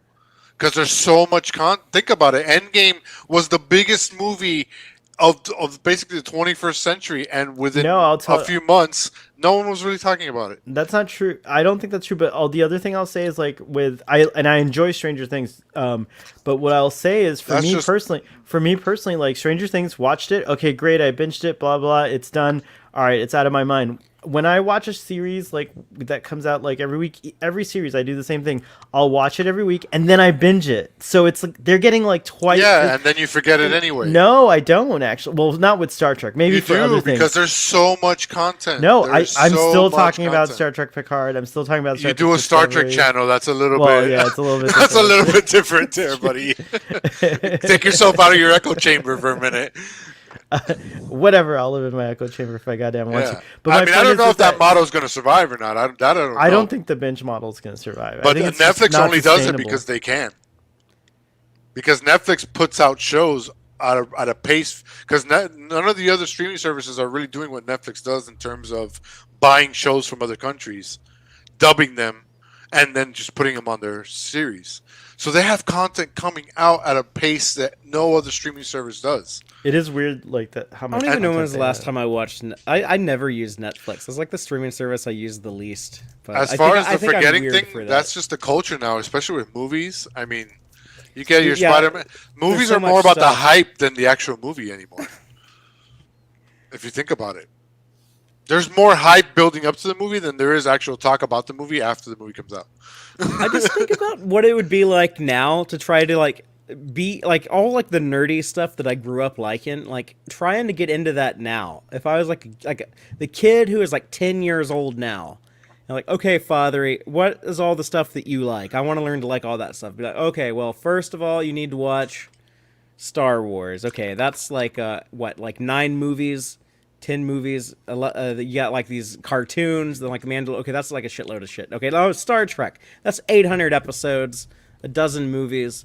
Now like here's like a shitload of comic books I've been reading all my life. So read all that shit. And then like like just like that alone, that's gonna take the kid like fucking 4 or 5 years to do that. So he's gonna miss like all the new stuff that comes out within that new time frame. Yeah, it's like there's like too much. Like you can't like get into it now. And that's another reason that video games wipe the floor with movies and TV, because you're watching a TV show week to week or whatever. You watch the first season, it's 8 hours. A video game, you get into that. And a good video game is 50, 60, 70, 80 hours of gameplay. Hundreds of hours of gameplay sometimes. Yeah. I mean, I've never played those types of... I like 20 to 40 hours on a game. Right. And then I'm done. But yeah, people do love that stuff. Yeah, and so you have a kid that latches onto a game. I mean, I've met them. I play with some of them. These kids who have been playing the same game since they were 10 years old. Now they're 25. Yeah, and they're less focused on like stories. They're less focused on narratives. They're more about like the interactive stuff, the experience of like the interactivity, like things that are like online based, things that have like communities. But did you read what Blue said? Braxton is silently judging you all. LOL. He should wear that outfit that Q wore when he was the judge in Encounter at Farpoint. But the modern age of content is insane, and I'm fascinated to see where it goes, because the same thing with like movies. I don't see how we're at the saturation point. They cannot put out. Hollywood can't release more movies than it releases now. Like there's like zero capacity. I was talking about this with a producer the other day. I don't understand how Netflix can justify spending $200 million on Red Notice. And then, because remember the subscription fee goes to everything that's on the service. So it's like, I don't know. I don't know if there's a way for them to I mean, obviously I know how many people are watching a certain thing, but like, how do they know that if that thing wasn't there, would they lose subscribers? Because I don't think they would. I don't think if they didn't make Red Notice, I don't think they'd lose subscribers. I mean, largely, they probably don't know what the hell they're doing. They have CEOs making a lot of these choices that are just like, okay, well, what do I need to do to get like a big enough return next quarter that I get my quarterly bonus? And then I wonder if it's just a matter of, because if you think about it, Netflix does a lot of documentaries and smaller shows, foreign shows. Stranger Things isn't really like a hyper expensive show. So I'm wondering if for something like Red Notice, they do it once a year, and it's like, hey, look, we spent money on shit, just like a profile movie, like almost like a marketing tool to say, look, we have it all, from the small shows to the big shows, and they don't go too crazy. But I don't know, it's weird. It's weird for me to try to understand how they justify. The same with like Warner Brothers putting Wonder Woman on the HBO Max. That's $200 million. The same thing with Warner Brothers making Space Jam 2 and being like, look, we have this cool Warner Brothers multiverse, and look at like all of our that's the type of stuff they thought like this might be really cool. This might make people want to subscribe to HBO Max when we show like all the the average audience member doesn't care about like what all franchises you own. That's not gonna like that's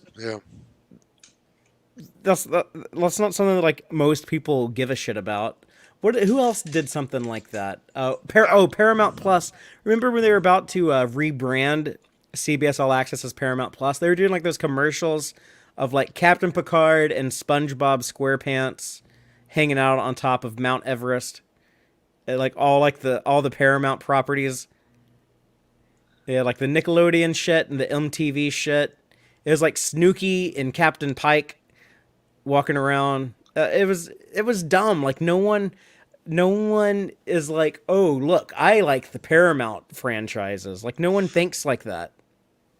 I mean, it's just an advertising. The Warner Brothers thing is funny because they've done similar things like that with the Looney Tunes before. So the funny part to me was seeing. I didn't watch Space Jam, but I saw that one shot, and I was like, wait, so this is a kids movie, and you put in it, a monster put that in eats It. kids, They put in Game and of Thrones. the Clockwork Orange guys, Clockwork who Orange, are like yeah. rapists, and Yeah, yeah, they're a murderers. rapist. They're a rapist in Space Jam 2.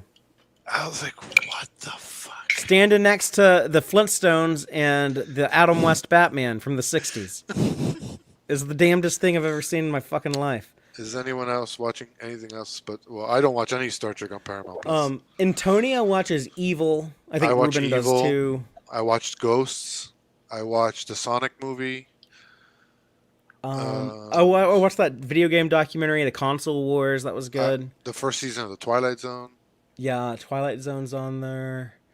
I watched The Stand, the Stephen King miniseries. The Stand is on Paramount Plus. Oh, I haven't watched that. There's this Western that's about to come out that looks kind of cool called 1888 with Sam Elliott. I just saw the trailer for it today. I'll probably try that when it comes out if I have time. But yeah, they're in the process of expanding. I guarantee you there's gonna be like some type of Mission Impossible show at some point. 'Cause I that's mean, what I the don't understand why they haven't done that yet. Yeah, I mean, like it was the original concept was a TV show. Like it's like designed. That's like the perfect thing for like little procedural shit. Like every episode can be a different mission, or you can do like a big arc. Like either way would work with that. Or you can, if they did it like like Doctor Who, where they have like the arc, but then do the individual kind of stories, Like or the like Buffy model. Yeah, the Buffy model. I wish more Totally. people would do that. That's my favorite. Is like that hybrid method. And Deep Space Nine kind of did that almost. They were a little bit more episodic than serialized. Deep Space Nine was interesting because they would have the overarching story, but then kind of have very episodic stories. Yeah, like all the Man, Ferengi ones. I watched that episode recently, where it's the season one. I think it's episode 18, where it's like a chubby Kardashian comes on board and he's got Oh yeah, this duet. Oh my god, what a fucking good episode! Fuck. They don't make them like that no more.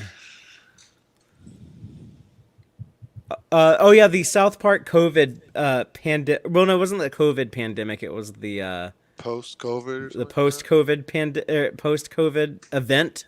It wasn't a special. So HBO Max had like the contract with South Park, and they were doing specials over there. But then the one on Paramount Plus is considered an event. I think it might be a little longer. I don't know. I don't know what the difference is. They make fun of it in the episode though. But yeah, it was good. It was really good. I liked it a lot. Yeah, it's interesting to see who's going to be the next media company to get gobbled up by someone else too. Yeah, because Paramount is small enough that someone could buy them, but they're also big enough they could buy one of the little ones. So I think Paramount's likely to merge with somebody. Yeah, or if they get, if some show of theirs really blows up where it starts getting them a lot more attention, a lot more subscribers, they could survive. But I see them going to Amazon or I don't think Apple would ever. I mean, they already had a relationship before to some degree with Star Trek, so. Now, I think Netflix might be buying Sony Pictures though, is what, because I guess they just have a good relationship now. Like Sony has they're like fast tracking a lot of their movies onto Netflix. I don't know if Sony would sell Sony because Sony's huge, so Sony just doesn't have an outlet really. But Sony Pictures is small. They don't. Right. They don't. Well, I mean, guess if Paramount Pictures is small, too, Sony sold off Sony Pictures, maybe, but yeah, that's what I mean. yeah, I don't see that. Yeah, I wouldn't see that. I don't know if they would do that, but maybe because they don't really. I don't know. Kind of like how Fox sold off 20th Century Fox, but you still have like Fox News and the Fox TV channel. Because Sony's losing in the streaming gaming wars too. They're way behind. And the thing that Paramount Plus is trying to do now is that they just put the Nickelodeon CEO in charge of all of CBS Viacom, and his big focus is using Paramount Plus to support the movies that Paramount Pictures is making, which is exactly what Disney Plus and HBO Max are both trying to do right now. You know, HBO Max is making all these DC shows like Peacemaker. There's going to be a Batman spinoff, a lot of stuff like that, and then Disney Plus. Their biggest thing is that they do the Marvel and the Star Wars shows to tie into those movies. So that's going to be the big. I think that's another reason why they're going to bring Star Trek back to movies, so they can do that cross-platform type thing. And that's why I think they're going to do like a Mission Impossible show, or maybe like there's a new Transformers movie, which is not going to be directed by Michael Bay, so maybe it'll be half decent. Who knows? But I can see them also doing like, I don't know. Transformers is a hard one to do on TV because the CGI robots is expensive. G.I. Joe, they could do G.I. Joe on TV. That's just dudes running around with guns and shit. Like Netflix is so ahead of the game too because they're about to. I think it already came out in November. Like they're testing it in November, but they're coming out with a whole video game. Basically streaming video games. Netflix for video games. And Disney's nowhere near prepared for that. Although Disney has a theme park, so nothing matters. And Disney's untouchable. But like that's how. I mean, Amazon's kind of on it a little bit with their Luna system, but Netflix is so on top of shit. Yeah, that was the thing. Like some of these companies, like Amazon, without their media empire, is still fucking huge. You know, Disney without like all their Disney media, yeah, they still have like the theme parks and shit. They still have like the toys. There's so much Disney branding, They Disney have merchandise. ESPN. Yeah, oh my god, it's crazy. So they're still going to be huge.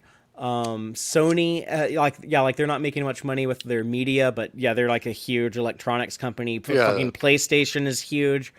But the little guys, I guess, are GE, Universal. Well, no, GE has a bunch of other shit besides Universal, so they're good. No, So Universal's part of Comcast, so Universal's huge too. Yeah, so Paramount is the baby. Is the tiny fish right now. That's why CBS and Viacom recombined, because they're like, we're two little pipsqueaks. If we merge back together, we'll be more of a contender. So it's going to be interesting to see if things keep going the way they are. Paramount probably will end up being bought out by someone. Paramount, CBS, Viacom, whatever.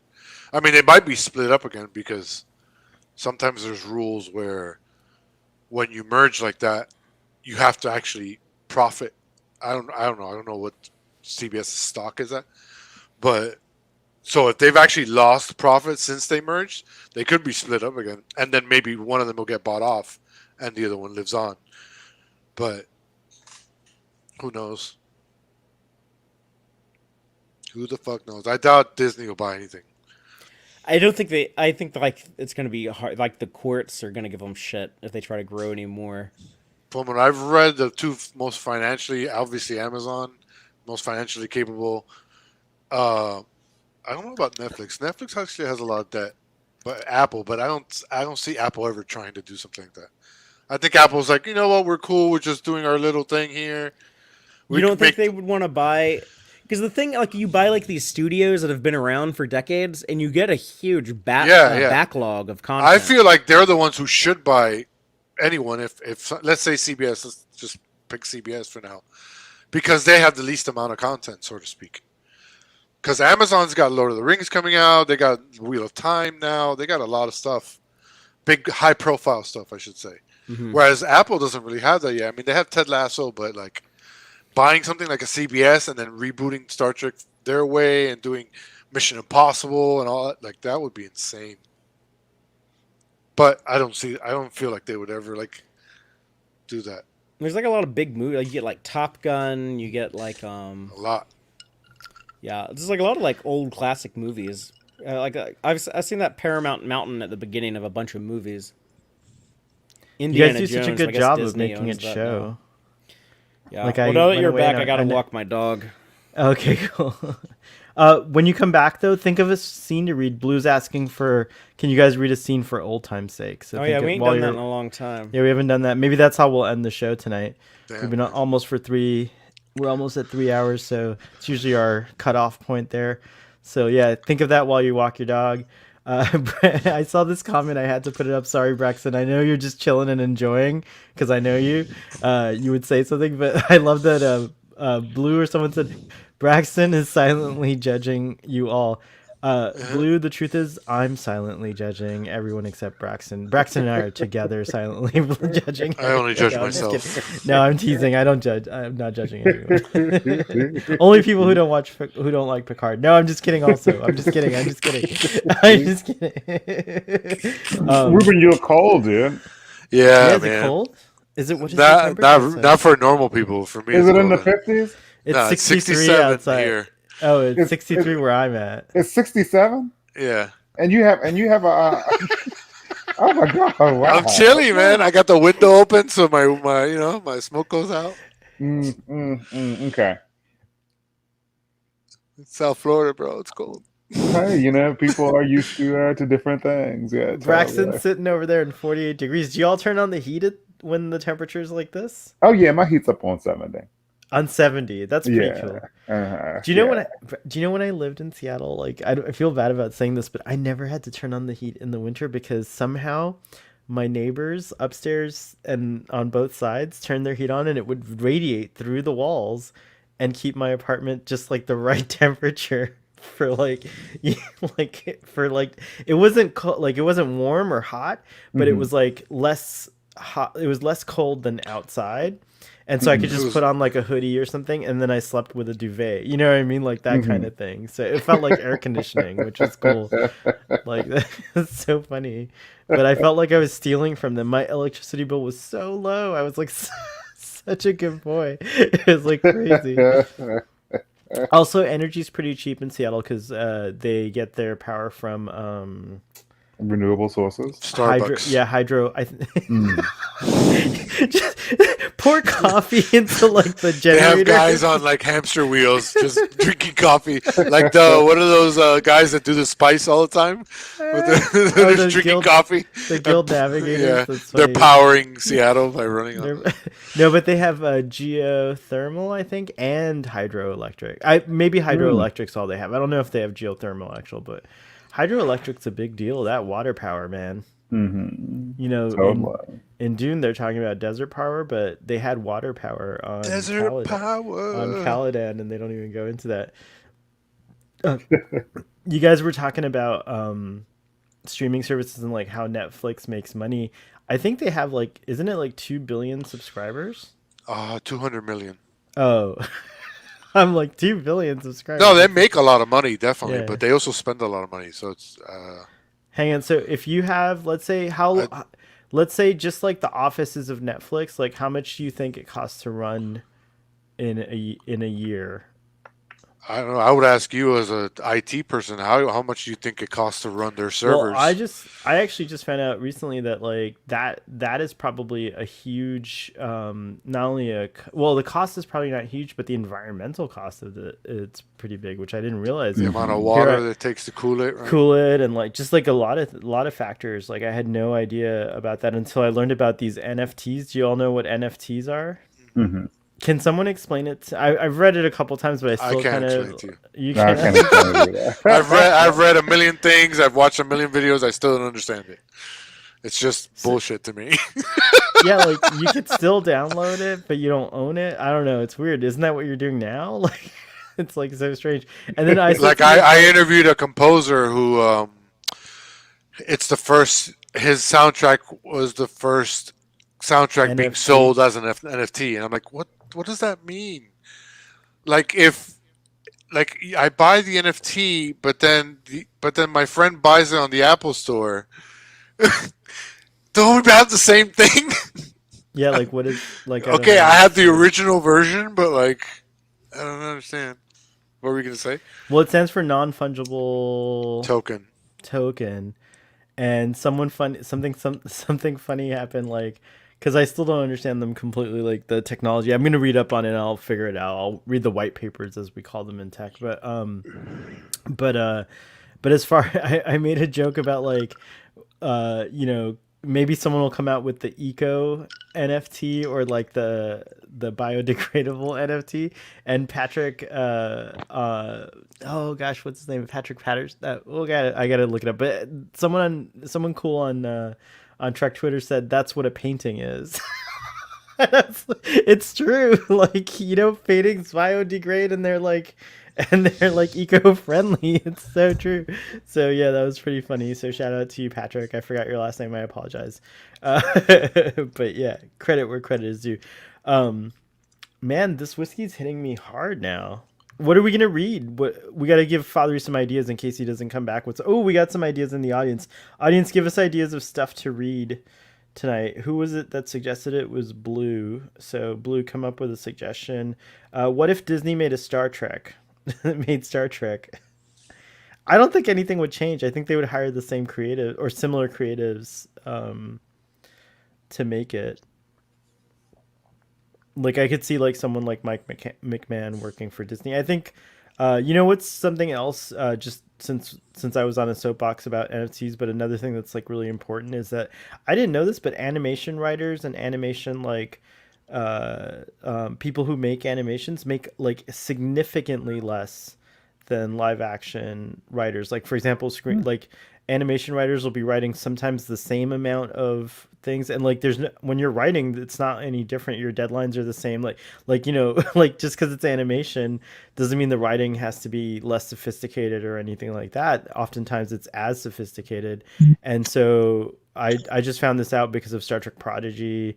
And Star Trek Lower Decks, that animation filmmakers in general, like from the writers all the way up, just make a lot less money, and I think that's unfair because animation's just as ubiquitous and stuff like that. What do you think, Father? Do you know why that is? A lot of them aren't unionized in that industry, unlike the live action stuff, which is pretty heavily unionized. That's also why special effects dudes don't get paid what they're worth either. A lot of these newer industries. Same thing with video games. A lot of there's no organized labor. I Comic didn't books. realize that. Okay. Comic book creators don't get paid jack. Like your average like comic book artist. Ruben knows he's written comic books, but yeah. Like your typical artist might make like if they're pretty good, they get like consistent work from one of the big publishers. They might make 20, 30, maybe 40,000 a year tops. They're doing they're producing work that goes off to make billion-dollar movies. Going the typical rate, I think a few years ago, I think from 2016, the average Marvel writer got $80 a page. The artists got 200. Wow. Yeah. That's not fair. It's like totally unfair. I think, and can't my question is this: like, I see that like the writers of Star Trek Prodigy are doing something, but couldn't like CBS or like couldn't their employer just fix that easily just by breaking from the norm of the industry and just like making it you know, like paying Prodigy writers like what they would pay the like let's just say like the Discovery writers? I mean, they could just choose out of their kindness that they're hard to do it, but why do that when you can not do it and take all the profit until they start complaining? Yeah.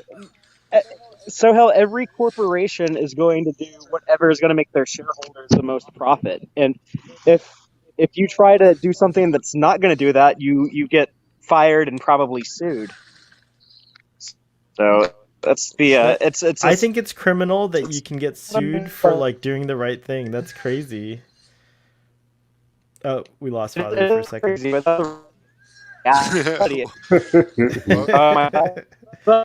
No. You're kind of like that's the problem. Corporate with the world powers are today. trying to stop Valerie from talking. I think it's why like Marxism. I think people are starting to see it, and I think that's why Marxism and communism is beginning to gain new momentum in like, and like kind of. I don't know if Father can hear me right now, but he's actually a good person to talk about with this. So I'll wait to talk about it for when he gets back. Huh? So the way I would explain it I hope y'all can hear me. But like the way I would explain it is that I think there's this step and the reason why there's all these problems. Oh, there's like bad people making bad choices. If we could just get rid of the bad people and put good people in, elect good people to be president, put good people to be CEOs, put good people on the board members, have like good people be the bosses. If we That's just the put like the current good people in like charge, thought, things would get right? better. Yeah. Yeah, that's the And that, thought. yeah, and it's not correct. The problem is systemic. The problem is with it's not that the system is broken. It's not like it's working exactly the way it's designed to work, which is to funnel wealth up, and then the more you have, the more you can accelerate the amount that's funneled to you, and then the less that you have, the harder it is to obtain more.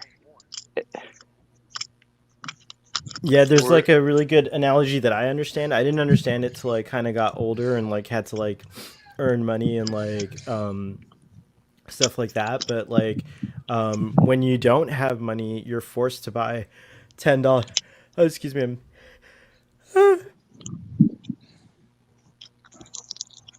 You hate it when you have to sneeze and then it doesn't happen when you call attention to it. Like it's the worst thing ever. But anyways, you know, a person with less income or less capital, I should say, um, is forced to buy $10 boots, and those $10 boots will only last a year. So in like 10 years, you're spending the same as you would have on $50 boots that would have lasted you 10 years, right? You're spending twice as much. Sorry, you're spending $100 in 10 years by buying those $10 boots every year.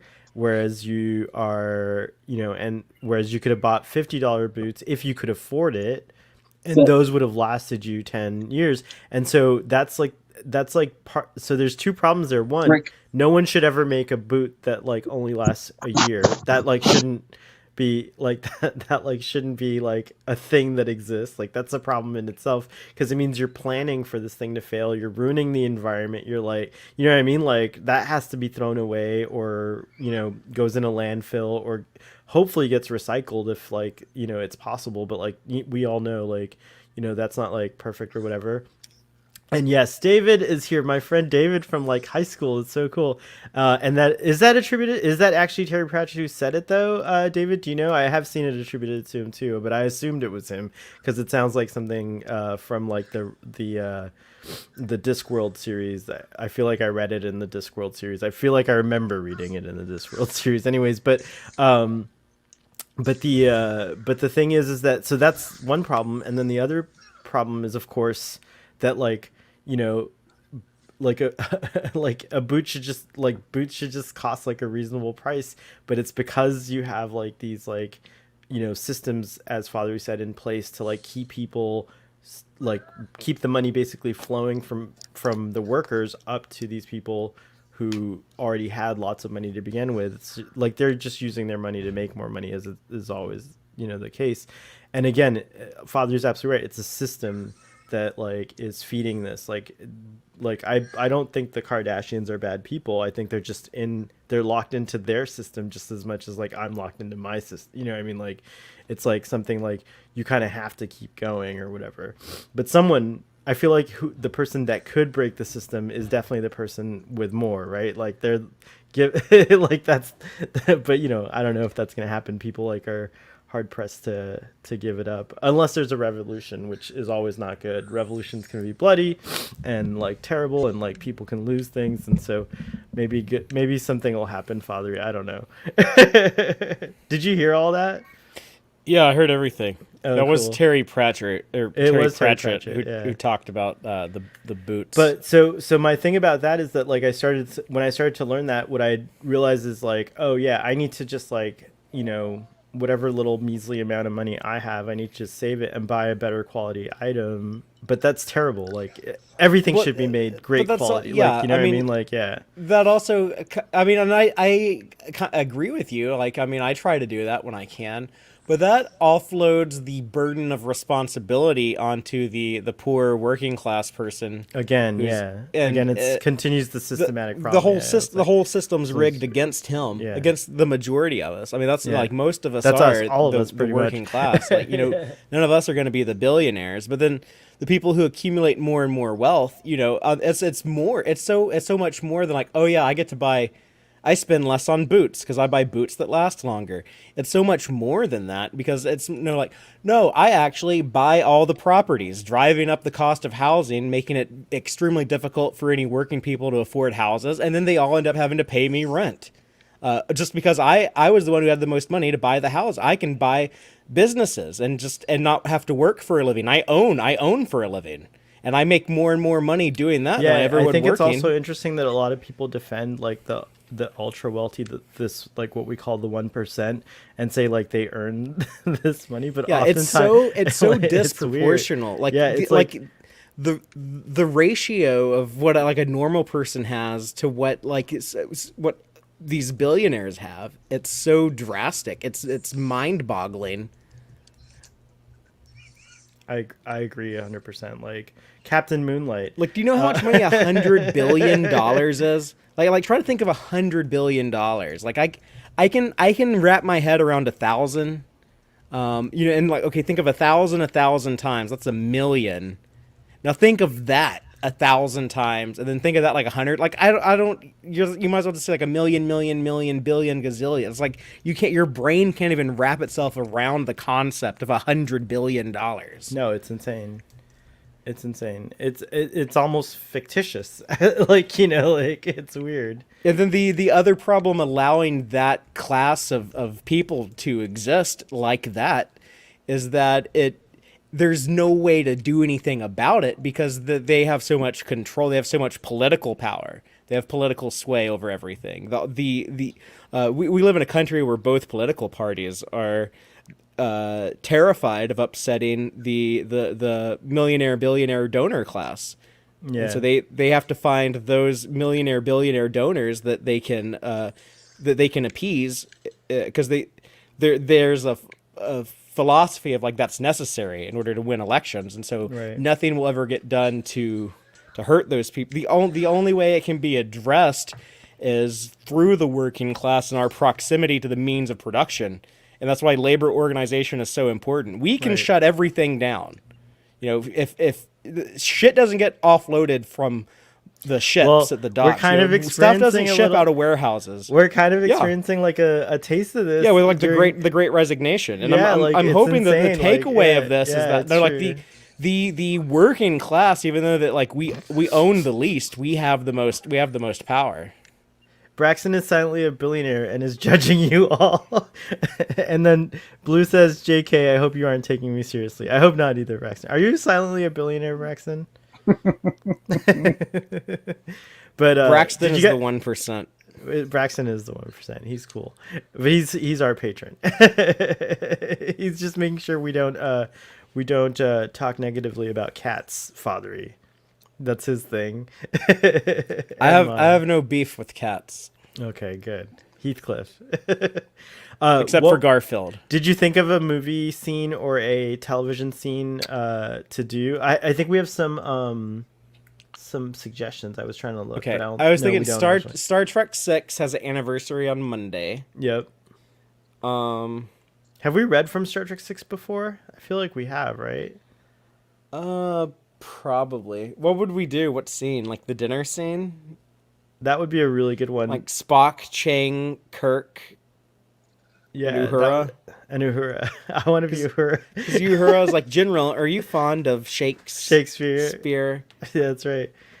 Braxton, does that sound good to you, or do you have another suggestion? I don't have any suggestion. So would you read along though with us? Would you like, if we pulled up a script, would you like play a part? Sure. Awesome. And Ruben, I know, is down, right? Because he's an actor. Is he? He's a writer and an actor. He's a writer, actor. No. Writer, actor, one few-time director. Not actor. DJ. I was DJ a few times. That was fun. You were DJ too? I didn't know you were DJ. But you play any instruments? I directed a few plays, but I've never been an actor. Well, that's not true either. Yeah, I thought so. I have done things, but not by choice, really. All right, Star Trek 6 is the number one option.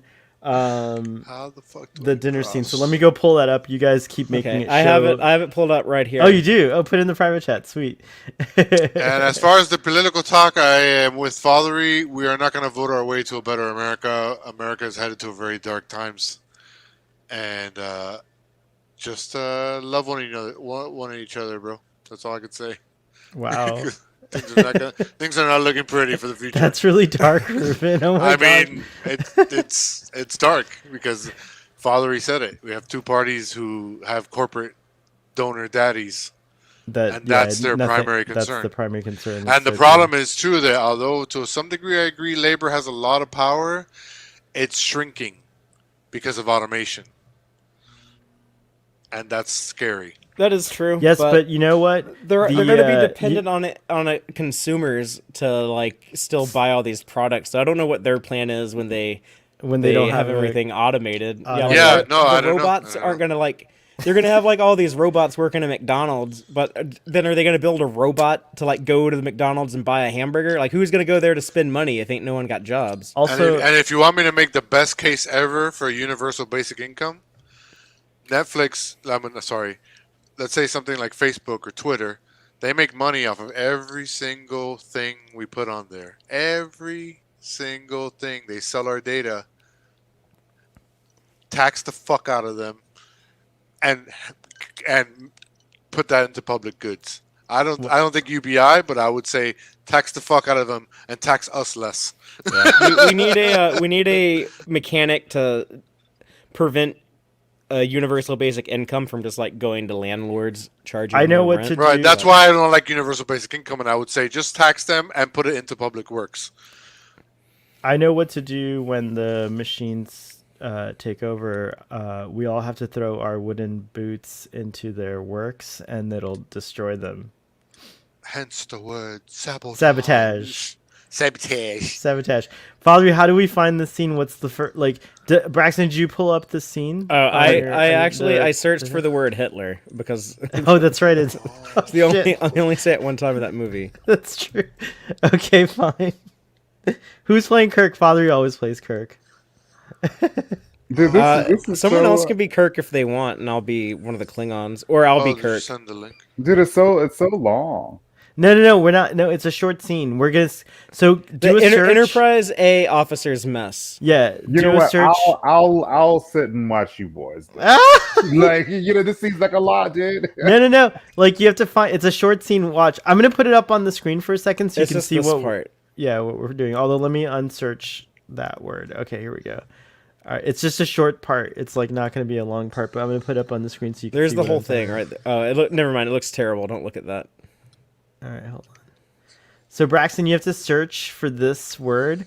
I offer a toast. Like, just do a search in your browser, and that's where we'll start. And then This is that little section.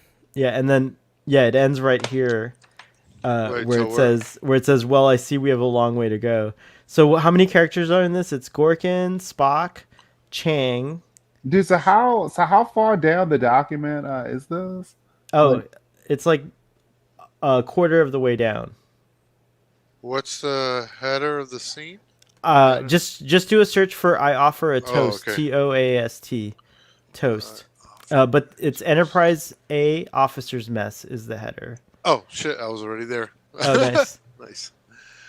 Do you see it? Do you see what I'm talking about, Braxton? It's just this very short. Wait, so it's just who's this very short part. Yeah, it's gonna happen very quickly.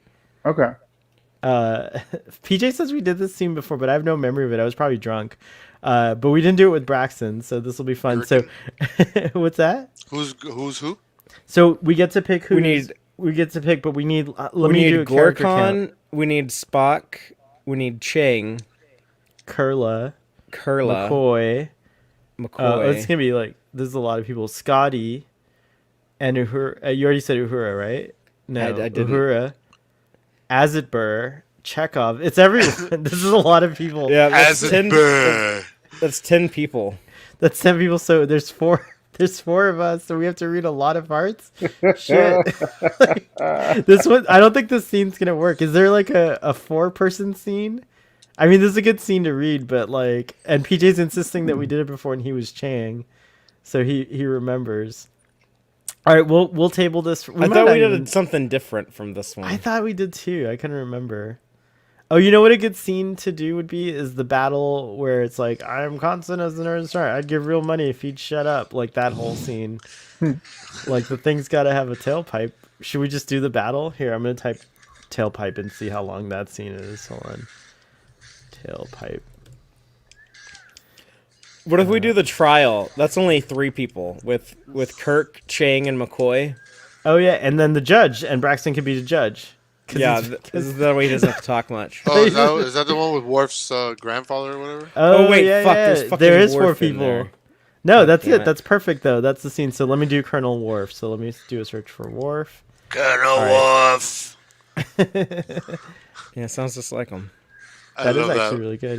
Yeah. Yeah, I've always loved that voice. It's for creepy. I'm trying to. Now this is a little bit longer scene, but let me see here. I need to collect these. Dang. Okay, so Enterprise. Okay, so this one, Braxton, is basically halfway down, and it starts here with let's see. Oh look, they call it Klingonese in the script. That's funny. Is that what it's called? Like, I guess That's what they call it in Trouble with Tribbles. Oh, interesting. Braxton, if you want to search for something, search for Federation President's Office or Federation President, and it should bring you to it. Or it's a damn show trial is the line.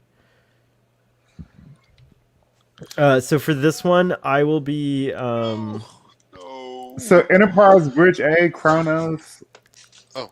No, that's not the right stuff. Because it's kind of like a montage, it's like cutting back and forth between different locations. They're all watching the trial. Yeah, but we're just gonna read the lines. Wait, so what am I searching for now? So I think I think the best thing that'll help you is if you search for where was I? Hold on. Federation President, and it should bring you to this, or Klingon courtroom. Type that. So search for Klingon and then courtroom, and it should bring you to this header right here.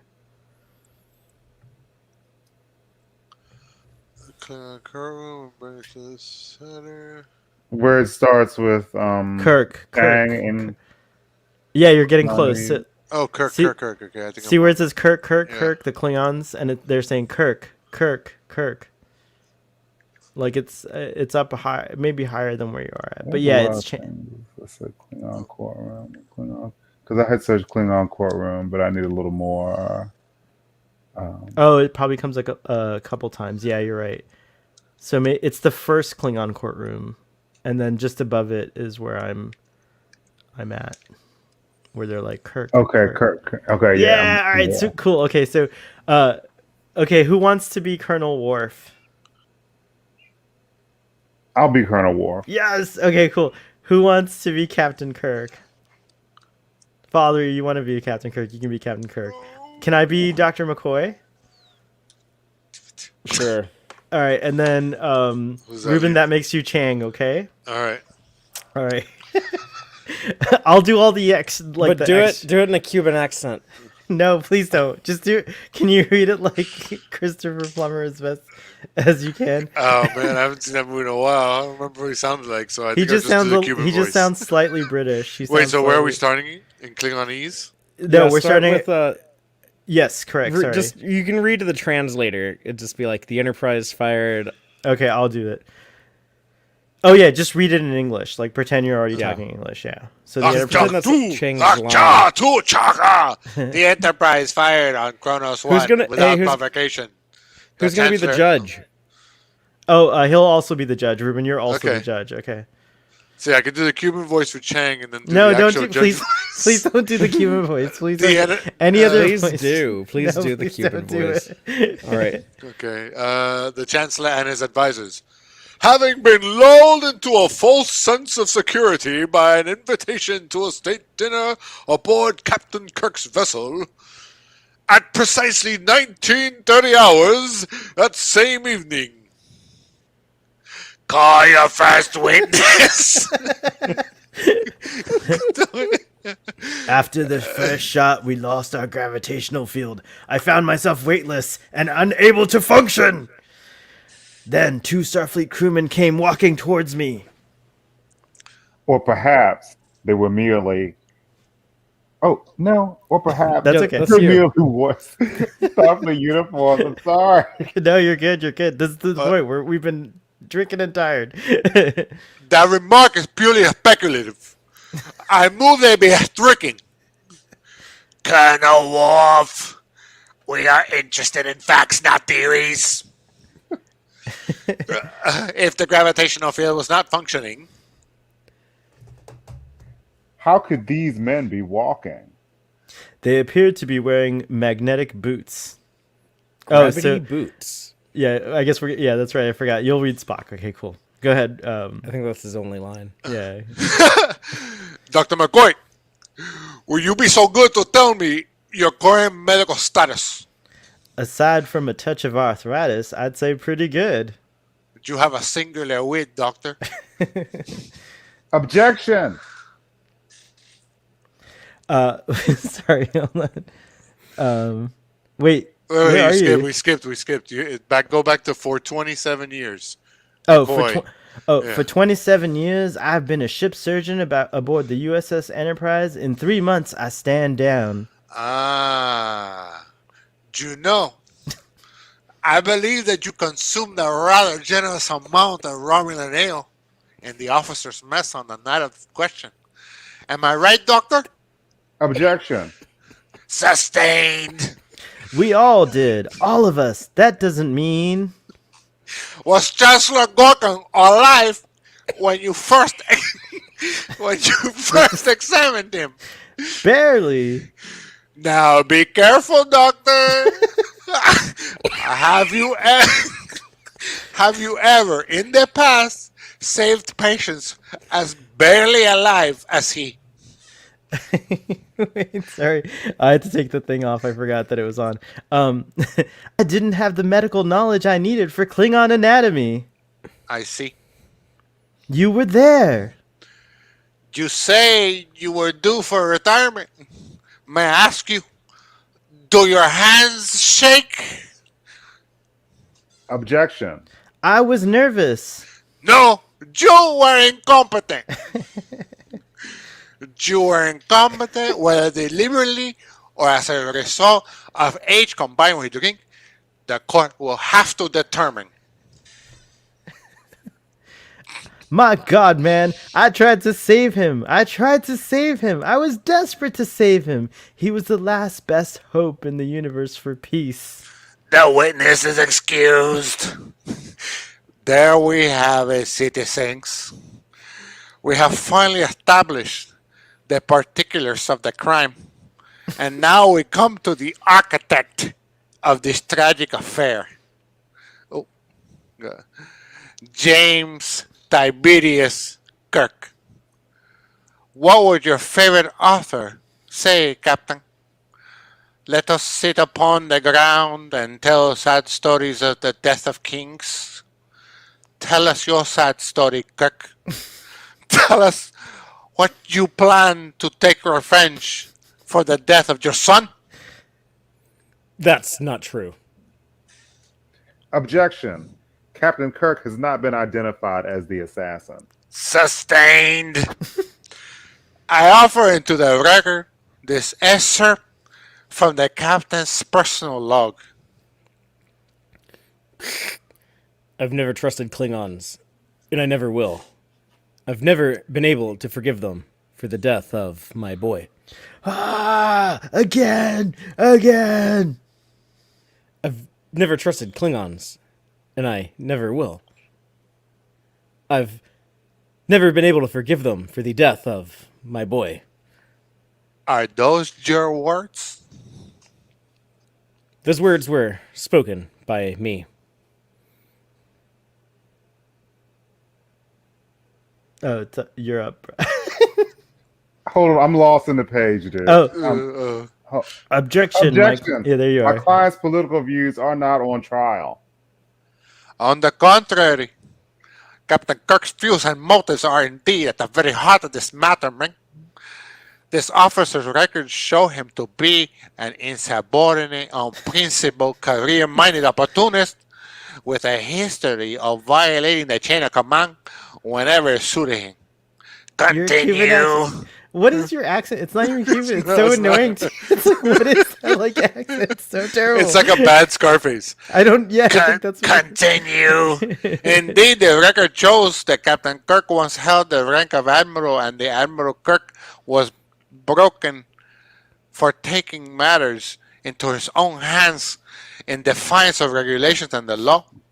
Do you deny that you were demoted for these charges, Captain? Don't wait for the translation. Answer me now. I cannot deny it. You were demoted Yes. for insubordination. On occasion, I have disobeyed orders. And were you obeying or disobeying orders when you arranged the assassination of Chancellor Gohan? I didn't know about the assassination until we boarded the ship. You still deny the Enterprise fired on Kronos 1?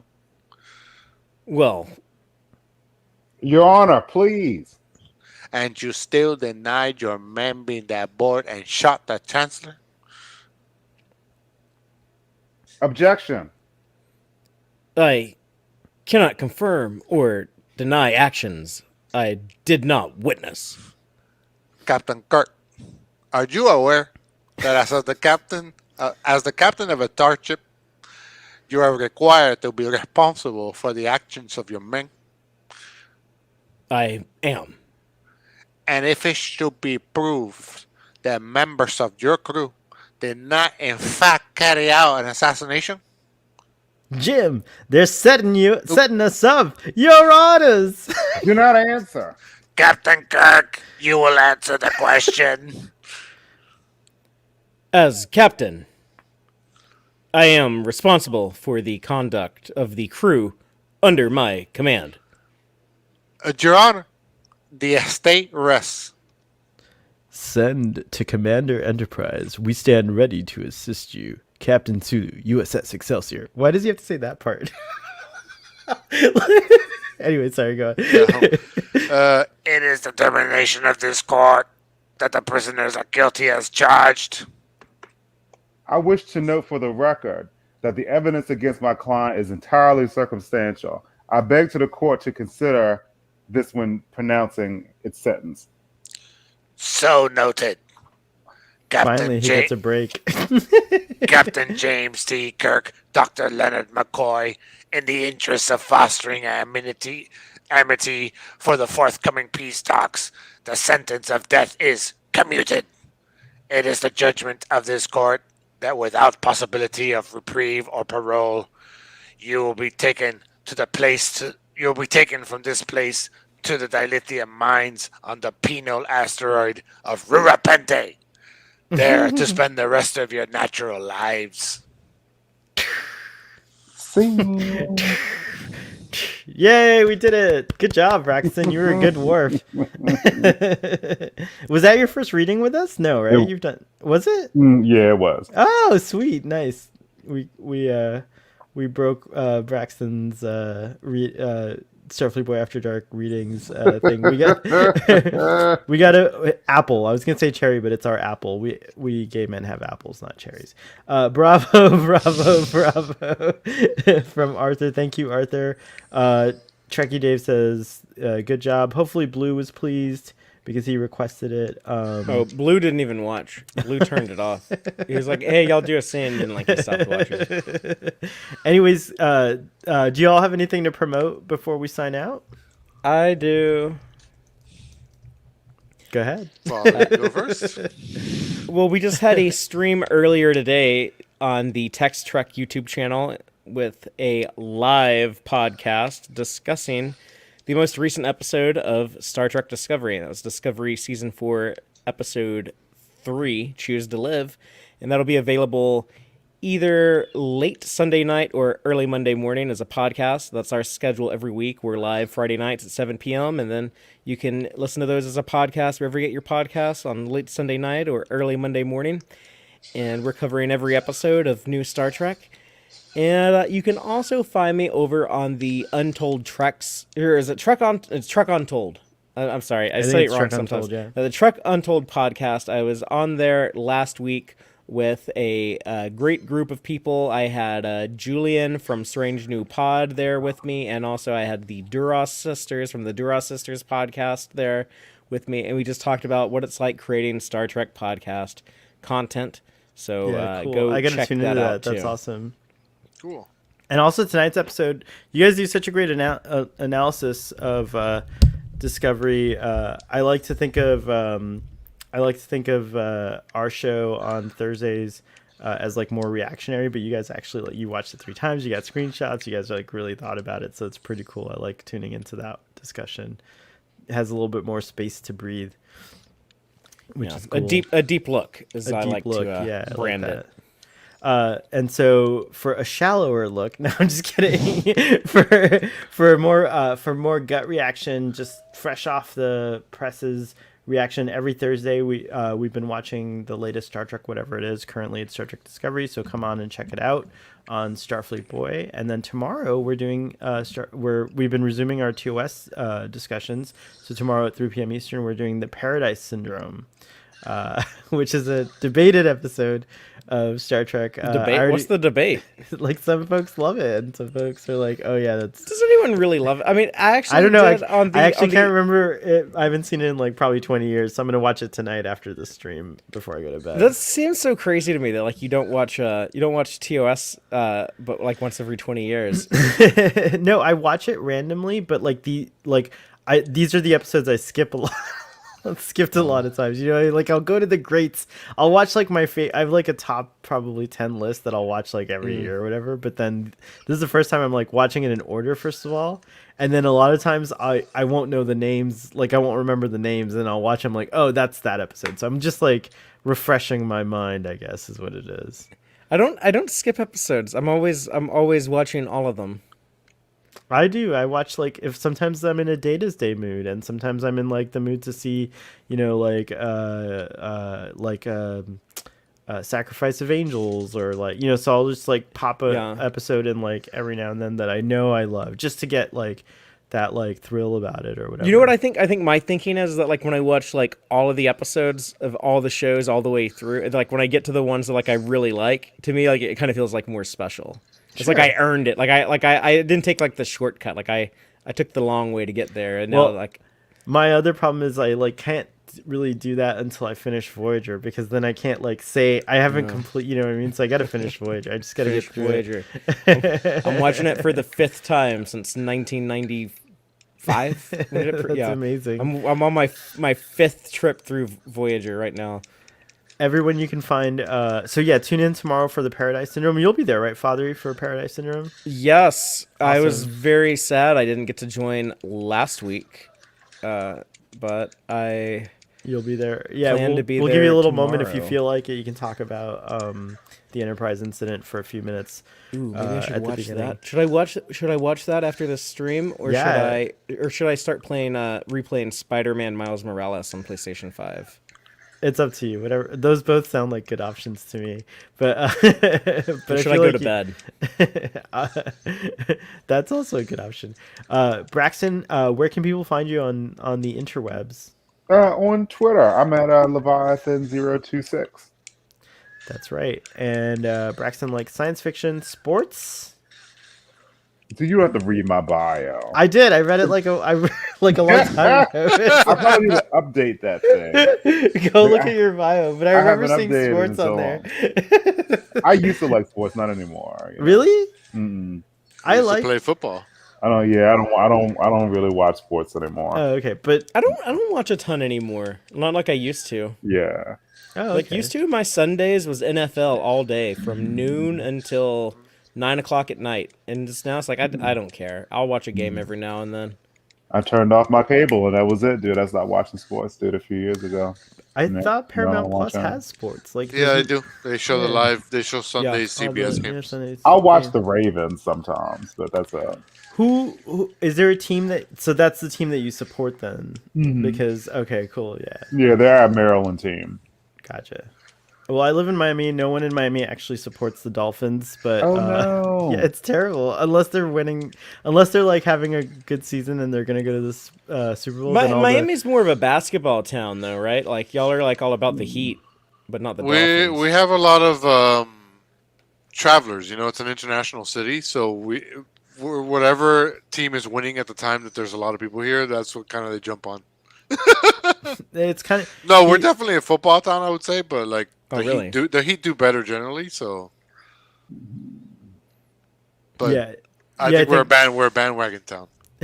Most yeah, it's a Miami bandwagon people. town. Yeah. So I actually to be to go off of that, I support the Seattle Seahawks in football. So that's the only. And I'm a 49er fan. So So yeah, there you go. So see, we don't even support our own. I am a local Heat team. fan though. Although I grew up liking the Lakers because there was no Heat when I was growing up.